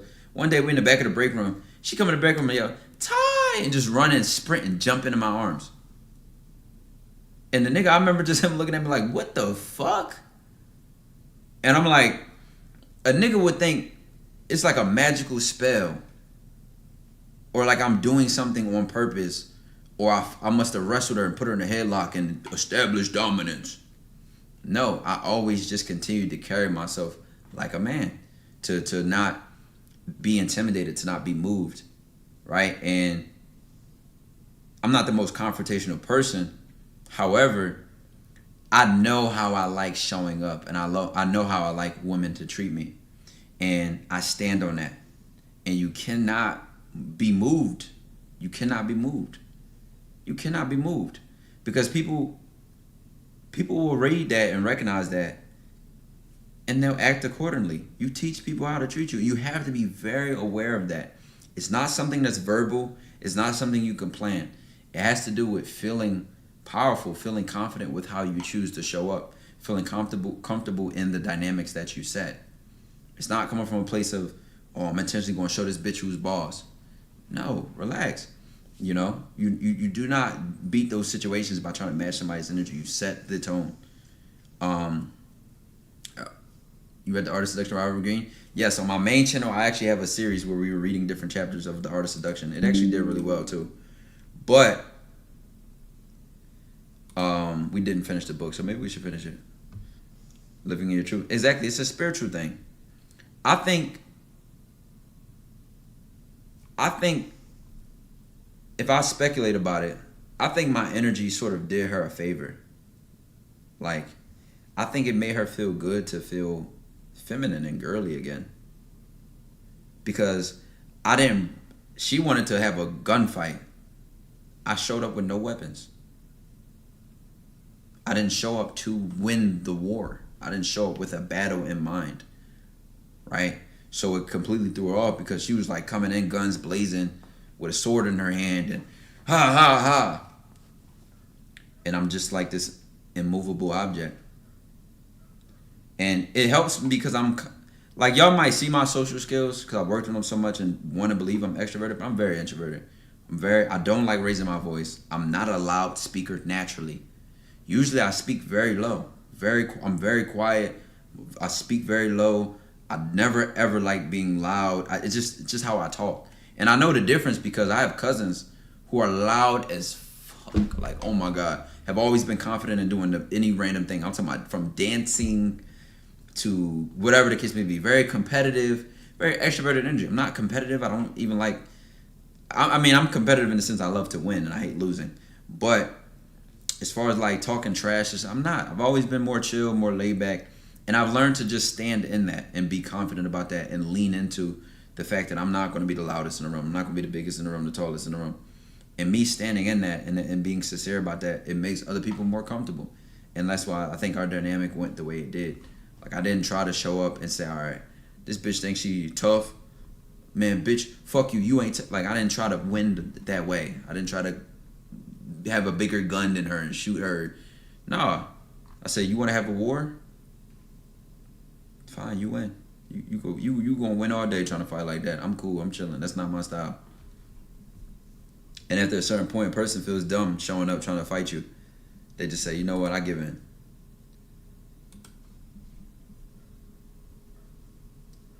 Fix your shirt, big bro. Bro, why do I have to care about how my shirt is leaning, man? Are you listening to the message? I'm telling you, a prime example why I make a video like how to speak like a pro. People notice the most random things when you're talking about some deep shit. My shirt's gonna turn, bro. It's how I'm leaning in my chair. I was showing women their feminine side. No, facts. Please Bring It Back. That series was amazing. All right, I would have to go look at it and see how far we made it.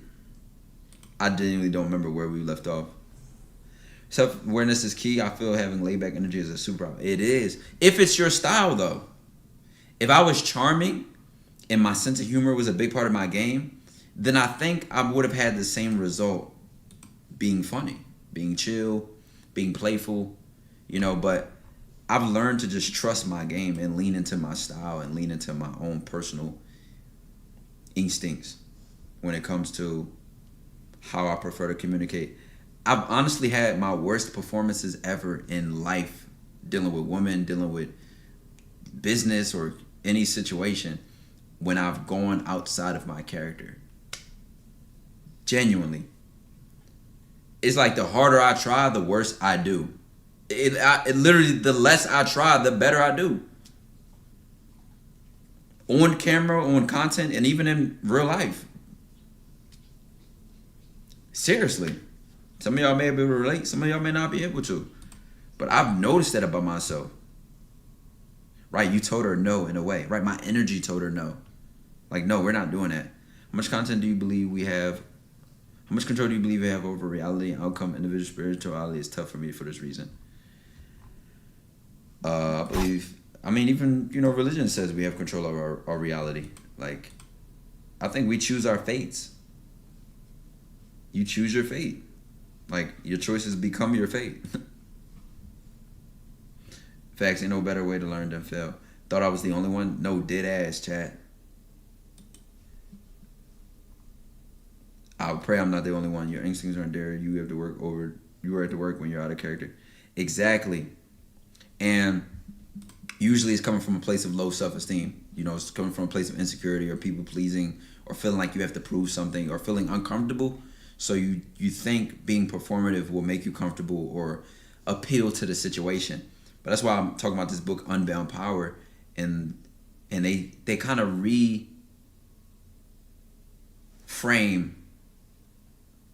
why being performative is bad.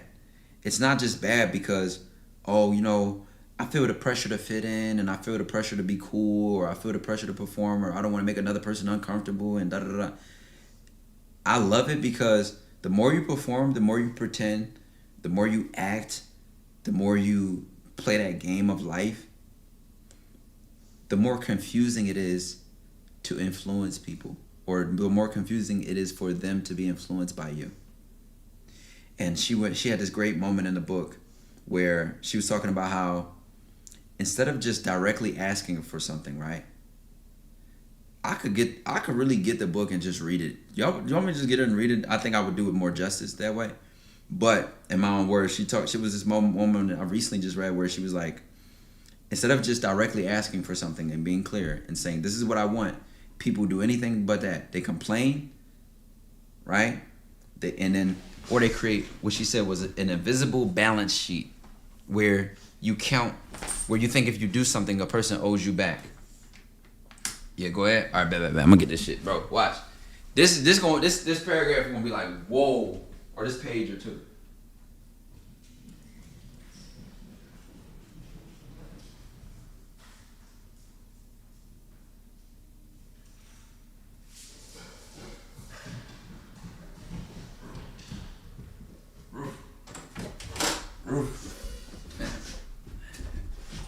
This nigga is trolling.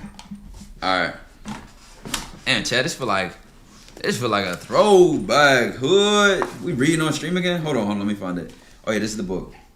A Woman's Book, written by a woman for women. Is one of the most impactful books I've ever read in my life. On like self-esteem, internal, being in tune with yourself. There's so many different themes in this book, right? It starts off talking a lot about what is the real definition of femininity and masculinity and submissiveness and dominance. And she talk about submissiveness is being in tune with yourself, internal, your intuition, your deepest desires, your deepest creative vision, etc. And dominance is being in tune with another person, right? Thinking outside of yourself or projecting your power out or your aura out. And again, that's the beginning of the book. Let me talk about this though. All right, let me see. So this is written for women, so you gotta think you gotta listen intentionally. You gotta just think and hear it. But I'm gonna start in the middle right here. It says, women often substitute reciprocity for asking. Right? Okay. Wait, let me see where I want to start, because I can start at multiple things. Where do I want to start?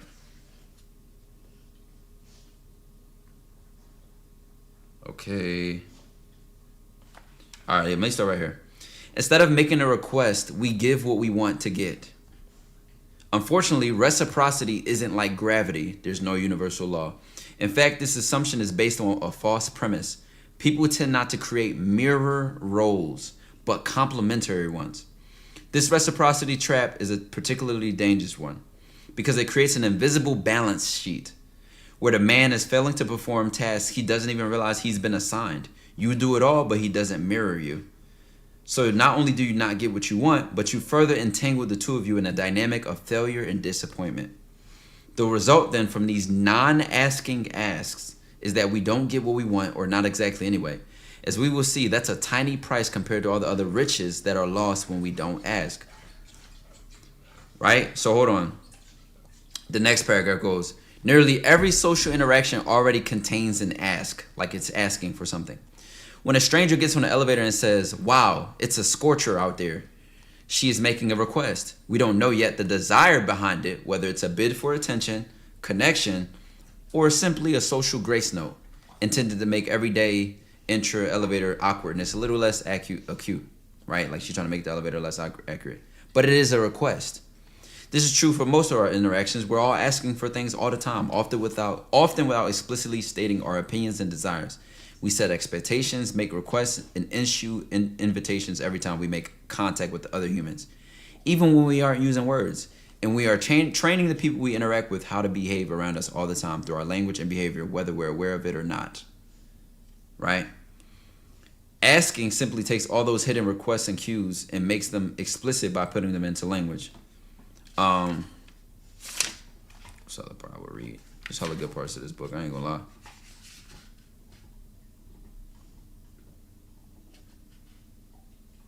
Hold on. I'll go to some of my other favorite parts in the book. I'll be writing all over this book, I ain't gonna lie.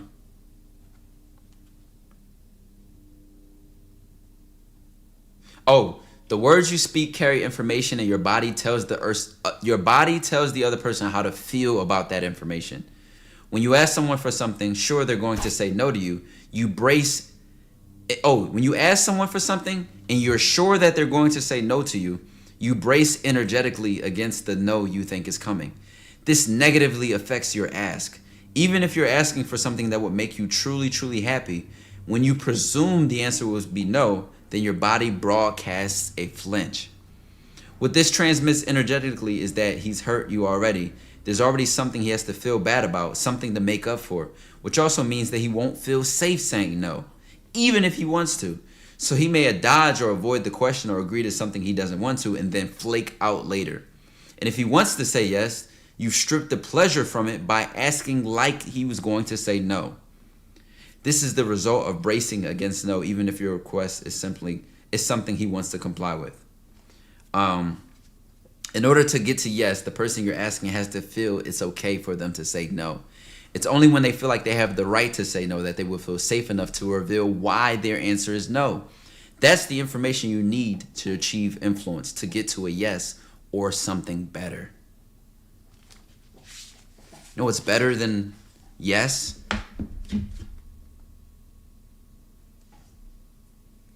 What's better than yes or no is intimacy. Having a deeper understanding of the person you're communicating with or connecting with, and why they think the way they do, and why they see the world the way that they do. And then integrating that into your connection with them. That's deep. This is deep. This is some shit. This is swim or drown, sink or swim type shit. I ain't gonna lie. And I know a lot of y'all is drowning. That's fine. I'm drowning in the knowledge of this book too. I love it. I love it. How do you find your character and the type of guy you are? Well, experimenting for sure. And the reason I say experimenting, because you can't use your comfort zone as a basis of that, because there are plenty of things you might not be comfortable with. There are plenty of things in my game I wasn't really comfortable with at the time for different reasons. I wasn't really comfortable being fully nonchalant because I felt like I was making people intimidated or like feel awkward. I also wasn't comfortable using sweet words like baby, mommy, what's good, love, like things like that. I wasn't comfortable using that type of language in my words.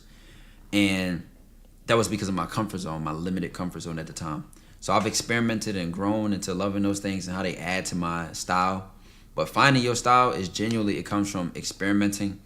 It comes from, honestly, people you look up to or respect and figuring out why you respect their type of communication styles, right?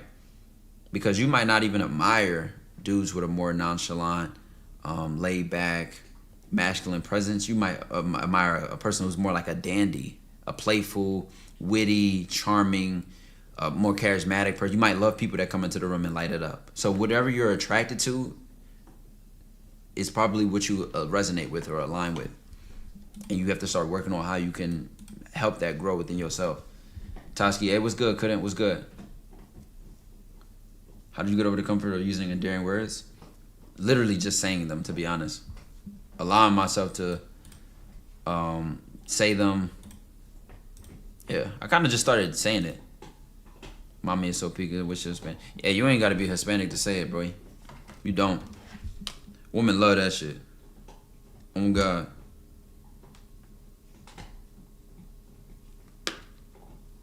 Dang, it's a lot I don't know. I mean, I don't even look at this in the dynamics of just relationships or dealing with women. Like, this will help you understand. For me, I can only speak for myself.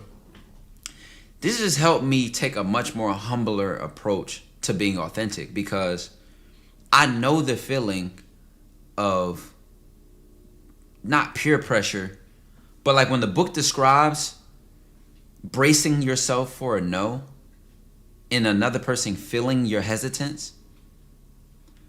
Even if I wasn't aware of how another person could feel my hesitance, like let's say my parents, I'll make a simple example. Like let's say I'm being younger and asking my mom, like, hey, can I go outside? Can I go spend the night with my friends? Right? That everyone can relate to the energy of asking for something that you already assume the person is going to say no to, but you ask anyway. or not even asking something because you don't think it'll be received well, or so it's pointless, so you don't even ask at all. I've done that before, right? And this book creates discomfort with that rejection because it says, hey, there's so much potential in hearing no. Matter of fact, you might on the surface level think when you ask like, hey, I'm gonna get there. We on some late night time. And let's say a girl don't really suck dick like that, and you're like, hey, do you not like sucking dick? Do you like sucking dick? Whatever the case may be. And you might feel like, man, I know she don't like doing it anyway or whatever. I'm just using an extreme example, right? And you might be nervous of asking that or mentioning that. But that no can tell you something. That no might be, I'm not really comfortable trying things like that, or I've tried it before and it didn't work well. And now with this new information, you can say, oh wow, like it's not that she doesn't like sucking dick, it's that she has insecurity around her sexual performance. So she has performance anxiety. So now that provides more information in which you can now create some growth or work on some internal confidence.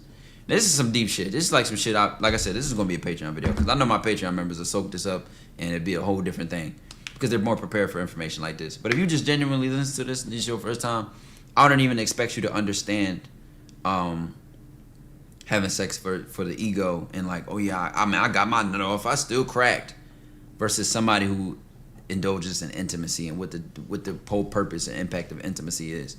And I'm not doubting y'all, I'm just saying it's not normal, it's not common. When you first started reading, did you ever do it the pressure of getting through the book quick or rushing? No. In fact, the opposite. I read slow as hell on purpose. Like I mean, you see how this book looks, right? Like, hold on, let me try to go find a random page. Like, I'm trying to find a page where I marked all over it, cause I don't mark over every page.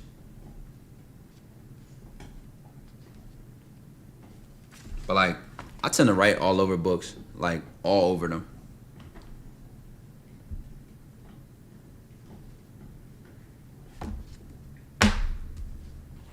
First I'm seeing Taekwondo live, man. Welcome, man. We just started going live on YouTube. Such a good video, right?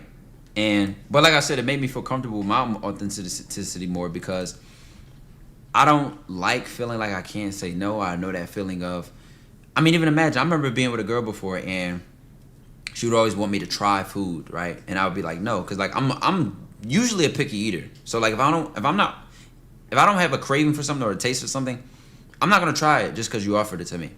And this is such a simple dynamic, but hopefully you understand these emotions involved. So because when I would say no, it would make her feel rejected, and she would literally show like a sad face or like a sad response or like, or like you never say yes when I offer food.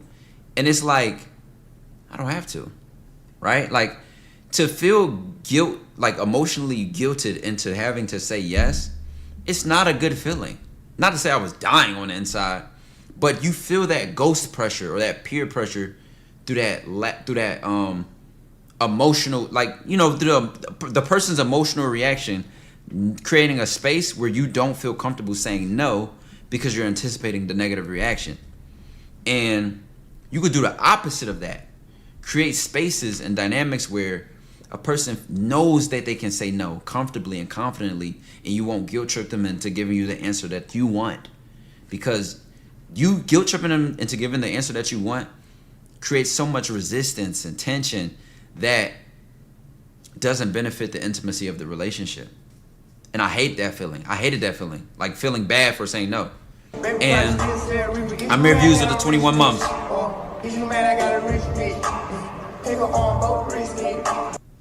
We go deep, not wide. W Dojo. Shit feels like someone asking you for money. Right. Okay, thank you. Okay, I don't know if the YouTube, I don't know if the Twitch has ads. Shout out to Doja, man. Doja to the moon. Yes, sir.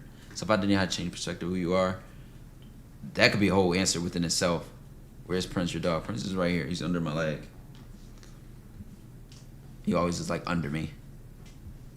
Michael Jackson had the same game as Prince? Absolutely not. Absolutely not. No, they both were legendary aura formers. They both definitely aura cheesed. Like, they definitely spammed that up. But absolutely not. Absolutely not. They were complete opposites with that. Like Michael Jackson talked a lot about celibacy and you know, not having sex and things like that, and Prince was all about sex. It was Snoop Dogg who said Prince taught him how to have a threesome, menage a trois, how to have sex with multiple women at the same time. Snoop Dogg said Prince taught him that. You know, this is like a fact. If you don't know the research, you don't know the research. But this is like a genuine fact. Like Prince was a wild bull. Jimi Hendrix had the craziest aura. Yeah, he predates Prince. He predates Michael Jackson. He predates a lot of people. But there's one person who has more. There's one person who has so much aura that they made Jimi Hendrix comfortable to live in his aura. Do y'all know y'all history? Let's see if y'all know this answer.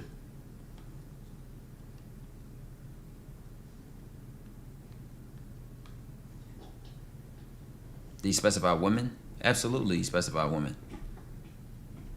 Brother, it's women who will tell you that Prince was not DL or not gay or not like that. You got, like, when you do the research, the answer is there. He kept bad shit around him. Again, I understand how you would see his choice in clothes and comfortability and how he wanted to display his feminine side and stuff like that. You would assume homosexuality. But there's no correlation when you're that comfortable with yourself. No correlation at all. No, not Ray Charles. Not the funk dude. Just one more. I'll give you a hint. One of his biggest songs is Tutti Frutti.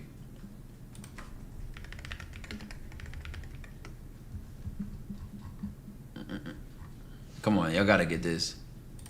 This dude wore makeup, had his hair flat ironed and curled. He was a wild dude. And Jimi Hendrix used to play in his band back when Jimi Hendrix dressed like a regular blues player. Little Richard. Little Richard. And I was trying to find a good picture. This dude was wild. I mean, he older than all of them. He's like in the James Brown era. Like, he was big. He's like older than, you know, older than Jimi Hendrix. Like, this dude was definitely wild. Even in his later years. You know, could sing his ass off, perform all types of stuff. The first Little, yeah, yup. The first Little. Little this, little that, that's not new. That's not new at all. I'm gonna say Smokey Robinson. Nah. Smokey Robinson is younger than Little Richard, I believe.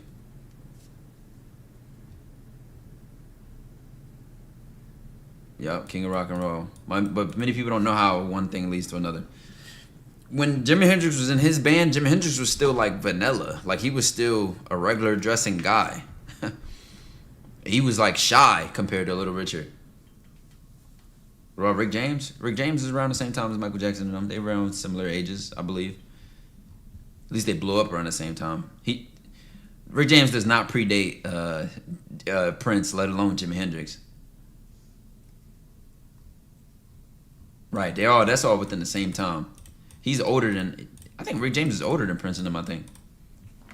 But not that much older. Like, their careers took off around some other times.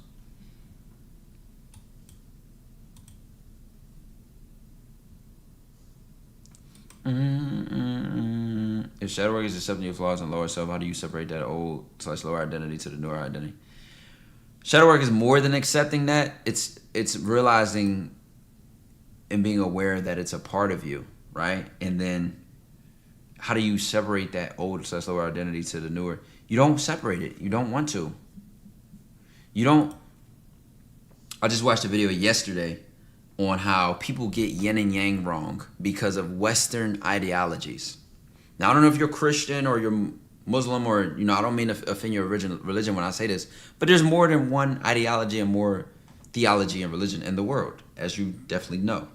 But with Western ideologies, it's a lot of duality in them, right? Good and bad, heaven, hell, God, the devil, right and wrong.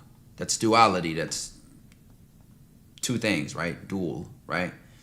And Eastern theology and Eastern religions don't abide by those things.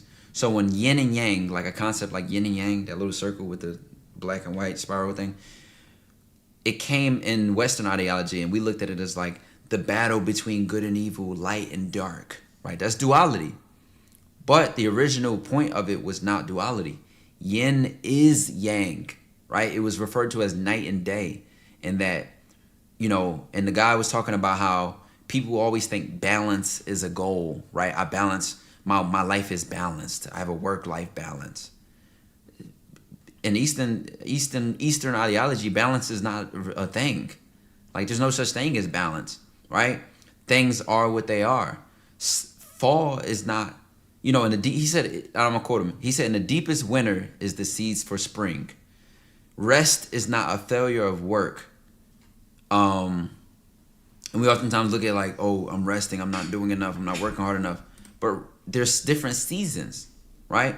Just as the day comes, just as the night comes. You don't resist your seasonal change. You don't resist the other halves of yourselves or the other side of yourselves. You don't pick one or the other. Like, again, nighttime is not a failure of daytime. They both exist. They're both essential parts of the day. So it creates this holisticness. Can you pause? I'm driving. Okay. So again, when we look at the shadow or the lower self and the higher self, it's like your higher self, when we put that in the lens of duality, oh, the higher self is good. We want to be in our higher selves all the time. The lower self is bad. It's a sin. It should be shamed. It should be neglected. It's a part of you. It was given to you. You were born with it. It's all you. It's all a part of you. And when you could just accept that and acknowledge it, you can now deal with it, right? You can say, I can be impulsive and spontaneous, right? So what do I want to do with that? How do I want to channel that? Do I want to just be spontaneous at the wrong times and go to the strip club or some stupid shit? Or do I want to use that and turn that into my art, right? Do I want to be able to journal, to put my ideas out there, to slow myself down, to hear myself think and get in tune with that, rather than live through my impulses, right? Okay, I love having sex. I love dealing with women. I'm going to prioritize handling my business first. I'm not going to try to neglect it, ignore it, and then be overtaken by my shadow, and then try to feel like I'm wrong and just live in guilt, and then guilt trip myself, and you know, it's hard to get into without examples. For prime example, like when I use an example of shadow work, I talked about that story, like I said, where my father lost his keys and he called me and I had to end stream to deal with it. And at first I was like upset about it because I didn't want to end stream. And number two, I used to get in trouble for losing my keys. So the fact that he called me to help him for losing his keys, and I knew he was drunk, and I knew that, again, he's at his worst when he's dealing with alcohol issues. And it's not overly consistent, but I can tell. You can tell when your parents is drunk or under the influence. And I felt resentment. I felt some low vibration emotions. I felt stuff coming from my shadow from past experiences. And because I was aware of that, I was able to convert that and channel it into something different. I said to myself, this is a part of me. This is a part of my experiences. This is a part of past trauma I've had between me and my father's relationship. And I say, you know what? This is not what I want these feelings to be to me. I want them to become something new. So I said, instead of feeling resentful and angry and bitter about the past, I said, what can I do to honor our relationship? What can I do to do a 180? And I said, you know what? I called him back. I said, are you hungry? Did you eat? He said, no. You know, he was pulling up with a friend to get the keys. He's like, no, we didn't eat. We hungry. So I was like, you know what? I'll go to the Chinese store, get you some food, and blah, blah, blah. And when they arrived, I had food ready for them. We had a good conversation. It was chill. I welcomed it in, showing hospitality rather than let that bitterness and resentment consume me or just be stuck on the level of resentment. And because I was aware of it rather than being influenced by it and just being angry, I was aware of it. I was able to say, hey, like, let me shine a light on this part of my shadow or this part of myself that's bothering me, and let me decide what I want it to be to me. That's an example of shadow work. You know, you cannot change something you have no awareness of.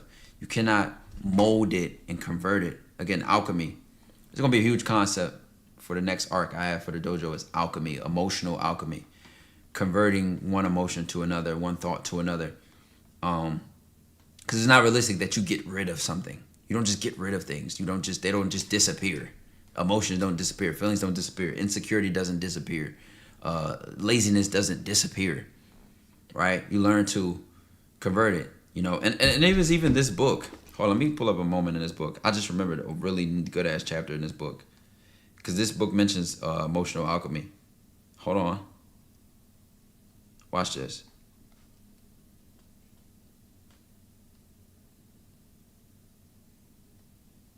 Hold on.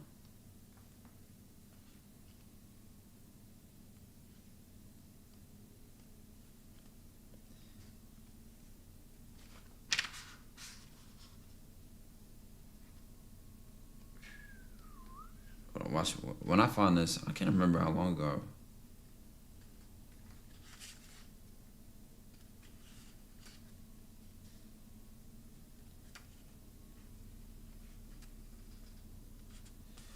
Hold on, I think I'm getting to it. I always try to transmute pain in this drive. Hold on, let me give me a second to find this. It's like it was so recent, I can't even remember. Oh yeah, I found it. Oh, hold on. I'm in the right chapter.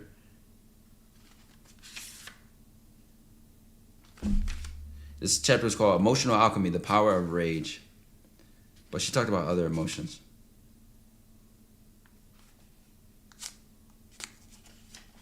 Hold on. Hold on, where is it? I know I want to find the part where it talked about the specifics. It's only when you acknowledge what's actually there that you stand a chance to say where the energy goes and how. That's influence. Anxiety is unalchemized enthusiasm. Worry is unalchemized care. Sadness can return a signal to yourself and expose a desire for more of the tender things in life. Rage is unalchemized passion, absolutely a force for good if it wakes people up to the truth in the world. There's no such thing as a vice or a virtue, only the role that you give it. You can work with anything that comes up as long as it's not buried. Get in contact with an emotion and you can steer it, use it, you can steer it, meaning use it. Suppress it and it will run amok. Avoidance is a form of protection. We protect what's meaningful to us. So the conversations you're avoiding are filled with information about what's important to you, what's tender and painful and in need of protection. Use your conversations to create a few new entries in your book of desires. Just as you mind your complaints for hidden desires, investigate these conversations you're not having for longings. Again, it gets deeper than that, but desire is our link to what we care about, what we're willing to fight for. And again, I'm telling you, this is one of the best books I've read. I keep reading, I keep finding good ass books. Bro. I just woke up at 7 in the morning for me. Damn. Woman's got the power, yup. The hard part is remembering to act on the info. Well, you have to think about how it applies to you more specifically. When I thought of that, when I thought of what I just read to y'all, I thought about how I read that book by Ray Dalio called Principles. And he had that quote. He said, if you're worried, then you shouldn't be. If you're not worried, then you should. Meaning people who turn worry into preparation, who say, I don't think this could work, or I think that this might fail because of this random thing, right? Let's say I was afraid that my content creation business was going to fail when I first started. Me being worried allowed me to look at some of the blind spots I had in my plan. If I ignored how worried I was, then I wouldn't have prepared more intentionally. I wouldn't have had a financial advisor. I wouldn't have had an accountant, a lawyer. You see what I mean? And it was that worry, it was that fear that I converted or alchemized into looking at what could go wrong with the intention to make my plan better. Guess what? When people are worried about something or afraid of something going wrong, They say, you know what, it doesn't matter. It doesn't matter. I'm going to just focus on the good. I'm going to just lock in and be positive, and I'm going to think positive. No, you can use the negative emotions. Anger can tell you what bothers you in order to communicate that. Hey, it offended me when you called me little bro or something like that. I don't like that. I'm not little to anybody. I'm not nobody's little brother. But when you're a people pleaser and you're avoiding confrontation, you're neglecting tapping into and getting in tune with the deepest part of yourself that's very powerful, with understanding who you are, why you feel the way you do. If you continue to ignore, suppress, and neglect those things about yourself, you know? And like I said, that chapter really stood out to me because it's like, even when you feel anxiety, that is just excitement dressed up. And I never forget when I had that speech, one of my first major public speaking appearances, by the way. There were over 150 people in the room. This was in a news article, the Philadelphia Inquirer, by the way. There were news channels and big-ass cameras in the back. I wasn't even a content creator at the time. I was just a college student. And I was the only student speaker. Everyone else that spoke that day were politicians, like literally senators, the president of my university, the dean of a specific school of college. If you're in college, you know the dean is like the top professor, like the top leader of the dean. And I was literally the only student to speak that day. It was so much pressure on me that I put on myself, to be honest. And I was speaking to some of the last living Tuskegee Airmen and women. Like, the youngest person in the room was like 94. Not in the room. The youngest person of their group was like 94. And the only reason these people even came to my university was because, like, I think the 4 or 5 of them that chose to be there didn't like Donald Trump. The other Tuskegee Airmen and women were at the presidential inauguration or something like that. Like, they were invited there. That's how important these people were. And the event was a book signing written by a professor to honor them on their history and things like that. And because of my connections, I was offered the chance to speak there. And boy, was I shitting bricks. And all that nervousness and that anxiety and that excitement, all that anxiety and that nervousness, it was stuck on the level of anxiety and nervousness. But as they started to speak and some of the details of their history were being told, and I was like, this is an honor. Like, this is a gift. This is a blessing that I get to honor them with my speech, or I get to speak on behalf of them or deliver something that is for them. It completely like rewired my brain's chemistry to being nervous to like, am I going to perform good, to I want to deliver this message and I want it to impact them. I'm speaking to them. I'm not speaking to the 100+ people in the room. I'm not speaking to the news cameras in the background and the fucking photographer for the newspaper. I'm not doing this for them. I'm doing this for the Tuskegee Airmen and women who have inspired me.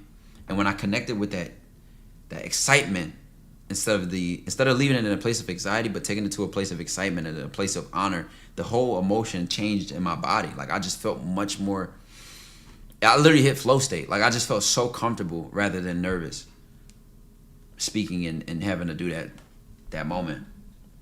And that's emotional alchemy, dead ass, in the flesh. And it was like, it only happened to me under so much pressure. I remember bitching, like, I don't know if y'all have experienced public speaking or even presenting in situations or presentations, but sitting there waiting, knowing it's your turn, nigga, my heart used to be in my ass. And I'm not a person who's very used to feeling nervous like that. Like, my heartbeat starts pounding. Like, I can feel my heart in my chest. It's hard to breathe normal. It's like, I used to hate that feeling. And I didn't get past it until I learned to alchemize my emotions. And what is emotional alchemy? That whole story I just explained. But if you just got here, this vibe will be posted on YouTube. It will be also posted on Twitch, so you can go back. But I don't feel like repeating myself because we just read multiple pages of this book, and we just had multiple stories. Come here, bye-bye. No, come to this side. Look at Prince Chat. Big ass head. How you found that book? Random TikTok clip. And honestly, I don't even remember what he was describing in the clip. It's not even. The book had way more information than I feel like the reason. That's how I get put on the books though. I like spontaneously finding something from like a podcast. I just ordered 2 new books. Big Ad Dog, No Facts. Prince. Wait, let me see. Watch, I'm gonna show how big this nigga got.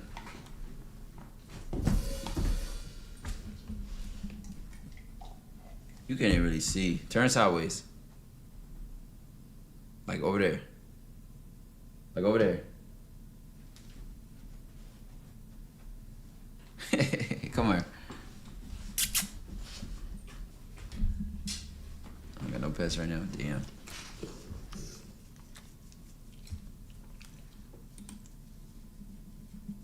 You ever gotten Sakari Young's work? I have like 2 of his books.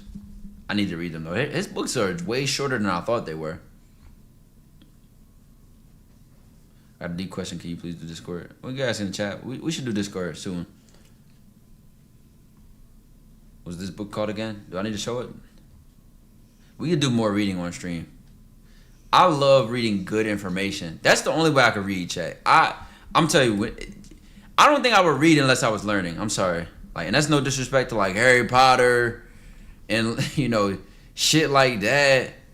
But when I feel like I'm learning something or I'm getting a new perspective or even like an autobiography, like I'm looking at somebody's life choices and what they did and what they didn't do. That's the main time. That's literally when I feel inspired to read. Book is in the Discord. W Discord. I don't think they have the Discord link on YouTube. GG's.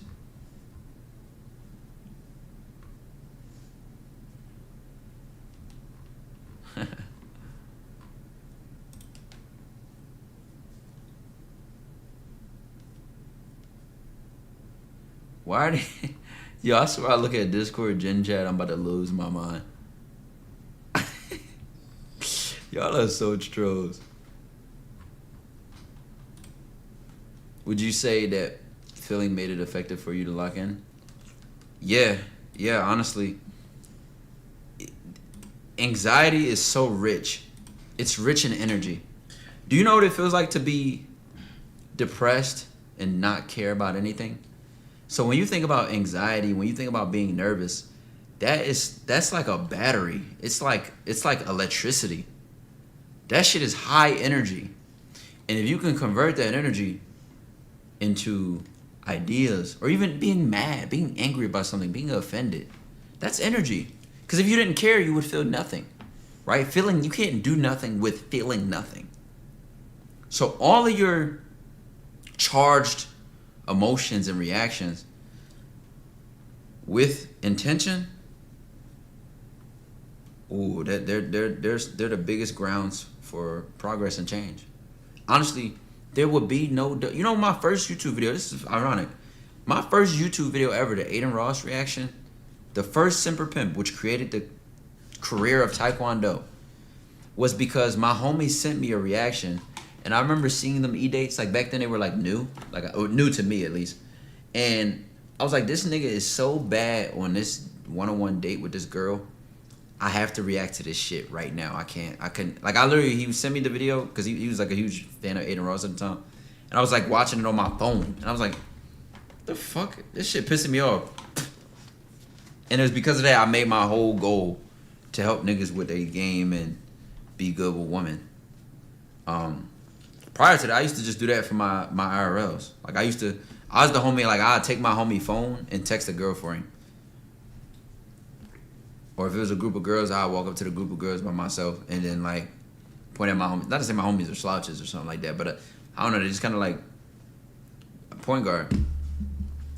You stand for something. Exactly. There's a lot more. I could probably get 15 videos out of this book. There's a lot of stuff I need to, like, excavate out of it, especially stuff when it comes to self-esteem, authenticity, having audacity, being sincere about when you communicate. Because I do come from a place of biting my tongue. It's just the way I was raised. Like, I was raised in the dynamic of certain between adults, especially where my voice was like turned into a negative thing. Like, oh, you have a smart mouth. Oh, you're being disrespectful, you know. And go over there. But I breathing in my face, shit fries. What I say? Where like the adults in the house, you have to damn near walk on eggshells as a child, or you feel like you're being bad or like it's a bad thing, right? So that can do something to your self-esteem. Number one, it can make anytime you think of advocating for yourself or speaking up, you're in fight or flight mode about it, right? Like just even speaking your mind puts you in a state where you're bracing for like a bad reaction, or to the point where you don't even speak at all, right? Or you're non-confrontational, or you're avoidant because you don't even want to just deal with the bullshit of your parents' reaction or negative energy, or just even being physically beat. If we being honest, right? So when I can reframe and redefine what true authenticity is, like I said, when I use that example of the girl who would make me want to try food, and she didn't like when I would say no, but I'm kind of picky, so I don't want to try it. So if I don't want to try something to eat, I'm just going to say no. But her reaction made me feel guilty or wrong for saying no. And that's a horrible feeling. And it's a dumb example. But somebody in the chat said it's like when somebody asks you for money, right? It's like you feel guilty saying no. You feel wrong for saying no. So deep inside, you know what I mean? And knowing that emotional feeling, how that feels internally, even if the food is good or not. If I'm not hungry, I'm not hungry. I don't want to try it, right? It's not the point. I'm just making a point that feeling of making a person feel guilty for saying no, right? We know that feeling in multiple different examples or multiple different scenarios. And the opposite, when I think of that feeling, right? What's the opposite like? What is it like when you make a person feel confident about saying no? Like, I want you to feel comfortable and confident about your answer, whatever it is. If it's yes, if it's no, if you're uncertain. I don't want to put you in a situation where you feel like you're in a corner, right? Because then you get in a state of fight or flight, defensiveness. You might just say no just because. Or what if I make you feel so guilty for saying no that your yes is now performative? It's fake. It's not even a sincere yes, right? So you're more so saying yes because again, like the example with the girl, like if I was like trying to appeal or just, again, this is what most people do. They try to make, I'm not gonna make it that big of a deal. It's not that deep. I'm just say yes and try the food. It ain't that deep. Why do you ain't just try it? It's not that big of a deal. You now have fed into a dynamic where it's a dumb example, but pressure will make you just give up your authenticity. Like, you're not going to say what you mean and mean what you say because, well, they make me feel guilty enough. I'm going to change my answer, right? If it feels wrong enough, I'm not going to stand on how I feel. And you start sacrificing your voice. You start sacrificing your autonomy. I hate that feeling. I hate the idea of that. Which is why even in that simple ass example, I still would say no, even if it's food, even if she would feel bad when I would say no. Because I want to feel powerful in saying no. And I want to feel powerful in saying yes. When I say yes, I mean it. When I say no, I mean it. And I want that to be a two-way street, right? Like, don't say yes to me because you think I'm going to get mad at you. Don't say no to me because you think, I don't know. I guess someone's saying no. Like, or don't feel bad or wrong for saying no. You're allowed to say no. You're allowed to feel comfortable in your body and standing your ground. Right? And an example, parents forcing their kids to do shit just to feel good about parents force their kids to do shit just to feel good about themselves, not really regarding their kid's best choice. You start resenting them once you've noticed it first, but then you just grow up. That's an even deeper example, right? Like doing the sport that your parents want you to do rather than the one you want to do or love and enjoy. I know people that follow careers based on the pressure from their parents. Miserable as fuck and unhappy. And here they are, they just finished a career, knowing they had a whole plan to make money, and they couldn't because they could, but their parents' pressure and guilt forced their hand, or they gave up their own confidence and their own self-esteem to please their parents, and that guilt and that dynamic, that pressure. You can recover from that because you never lose your true self. Your core will always be there, but that voice gets quieter. That voice gets quieter. You stop being able to hear yourself. And then you look up one day and you're lost, you're depressed, you feel like the shadow of your soul. Like you feel like a ghost or a shell, and you feel like you're living in a shell of a person. And you don't know why you don't know who you are. You don't know why you have no purpose. You don't know why you feel lost. You don't know why you're not motivated to do anything. Because you've never been in tune with your natural vitality, your natural life force, your natural passion for living. This is natural. You were born with this. To survive, to live, to just thrive in your choices. Wondering why people could work 12 hours a day and not sweat and go sleep for 4 hours and wake up the next day and work another 20 hours. You know, with almost no burnout in sight. What are they living off of? It can't. Is it coffee? Is it discipline? Nah. There's nothing like vitality, like passion, like life force. When that life force is in you, you do shit that surprises yourself. You know, and like I said, in my own shoes, it's like times where I've done a whole stream, recorded an 1.5-hour video after that, had a short amount of sleep, had to do Patreon stuff in the morning, edit a video, like micromanaging so many different things on top of all the other random side quests I wanted to do with no sweat off my back. And there's times where I haven't even had the energy to vacuum my fucking room. And when you lose tap or you lose sense of that life force, you tell the difference, and it makes a difference. And it's when you're not living true to yourself, you lose that voice. You lose that connection to that inner voice, to that inner space of, this is what matters to me. See how Jack TV exposed the whole loyalty test interview? No, I didn't. I'm not caught up with that at all. What did he say? It was all fake? It's natural to exist. It's natural to exist, not to be programmed by others to exist for theirs. Yeah, for sure. You got any books to recover your vitality?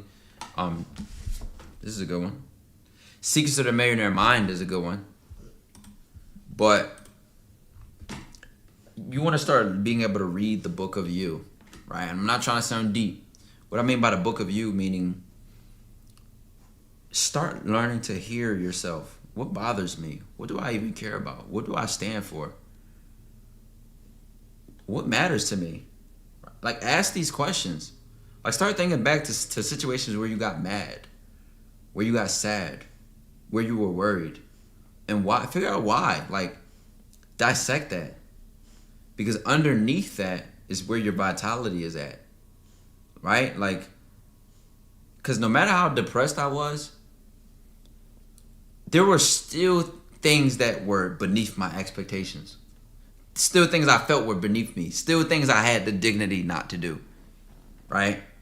And this is what I mean by your vitality or your sense of yourself will never fully disappear, no matter how low that percentage gets, no matter how low it gets. But stop giving it up, right? Stop asking people's opinions on things. I know a woman, this is a random example. I know a woman who's a beautiful painter.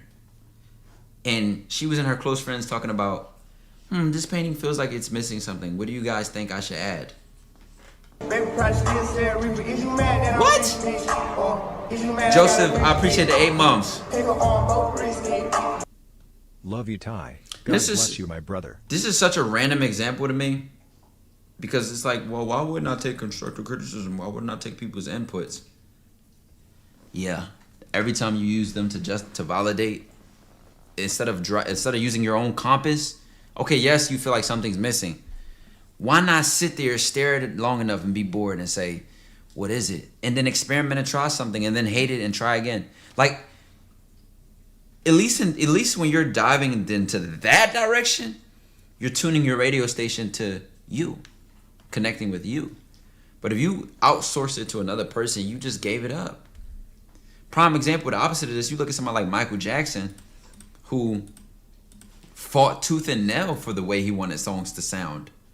Fought tooth and nail for the way he wanted his music videos to be done and his clothes to look, and he was in tune with that internal voice of his standard and how he wanted things to look. And he also was stern in how much that voice meant to him. I'm not going back to college and school because I want to pursue this career and I want to make it work. Well, you know I'm going to kick you out. You know you can't do that. You know you're going to be a failure. No matter what people tell you, again, it's just a choice. You can make their plans, their voice, their logic, their reasoning, their sense of safety more important than your internal desire. But just remember, that internal desire, that vitality will be gone. It will just disappear. Yo, Joseph with the gifted sub. I appreciate you, gang. Did the voice play? Love you, Ty. God bless you, my brother. I appreciate that. I don't feel like I heard the voice, but I'm on the right wave then, Rush. Not facts. The situation is scripted. They just pure method act on the spot. I definitely am not surprised by that. Any advice to deal with a narcissistic mother? She kicked me out twice because of her beef with my dad and got to a point I told her that I'm done because I can't take accountability. She has every freedom and ability to decide to help herself, and you have every ability and freedom to decide that it's not your responsibility. And you have to prove to yourself that you taking care of yourself and being selfish is not wrong. You have to prove to yourself that doing what's good for you is not inherently wrong. See, this is another example of what low self-esteem, people-pleasing looks like. And I'm not saying this to say you're the wrong, you're the problem. I'm saying this to say when I'm like, yo, child, low self-esteem, people-pleaser, look at that. You understand? Like, do you know how people talk to you or can make you feel wrong for standing in your fullness, for standing in your authenticity? I could have just imagined the things his mother's probably said to him for speaking up for himself or standing up for himself or fighting for his own voice, right? And it could be based on things she was taught. People become narcissists through their dynamics between their parents and their upbringing and how they were raised. So when she projects that onto you, I mean, it's natural for it to fuck with you. Hell yeah, that shit natural for that shit to hurt you. Hell yes. And now you end up in this space where you feel wrong for choosing you. You feel as though it's wrong to do something selfish, to be selfish. For doing what's best for you. To the point where you do things that are at your expense for the betterment of another person, and it's not better for each of you in reality. You done sacrificed yourself, sold yourself short out of consideration for another person, and lo and behold, that wasn't even what was best for them. You set up a dynamic where a person needs you instead of feeds you. And you gonna end up, what?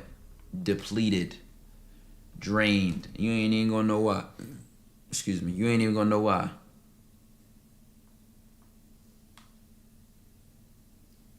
I linked this girl with an abusive boyfriend. I tried to help. I couldn't feel like an asshole. What you think?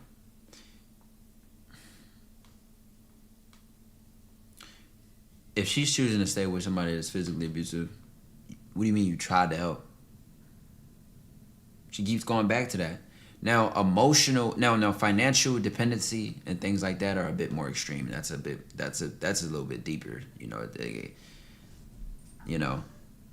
But look, even the statement that God just typed, I choose me, I'm sorry. Why do you have to apologize for doing what's best for you? What would that have to do to me? I'm making the best choices I can in my own independent life, and I take responsibility for the life that I live. So why would you feel guilty for doing what's best for you? I have the opportunity to do the same.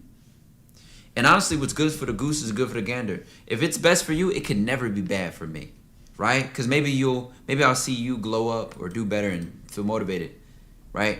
Maybe seeing you do better for yourself might make me want to change. or it might make me stop depending on you and force me to change or see myself differently.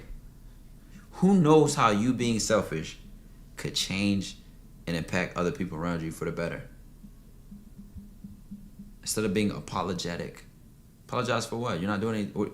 You're telling yourself you're doing something wrong. And every time you do that, you send a message to yourself that being you and doing what's best for you is wrong. You keep sending that message to yourself, you stay stuck at that. I just dropped a free video on Patreon, right? I drop free videos on Patreon from time to time. About this exact topic. About this exact topic.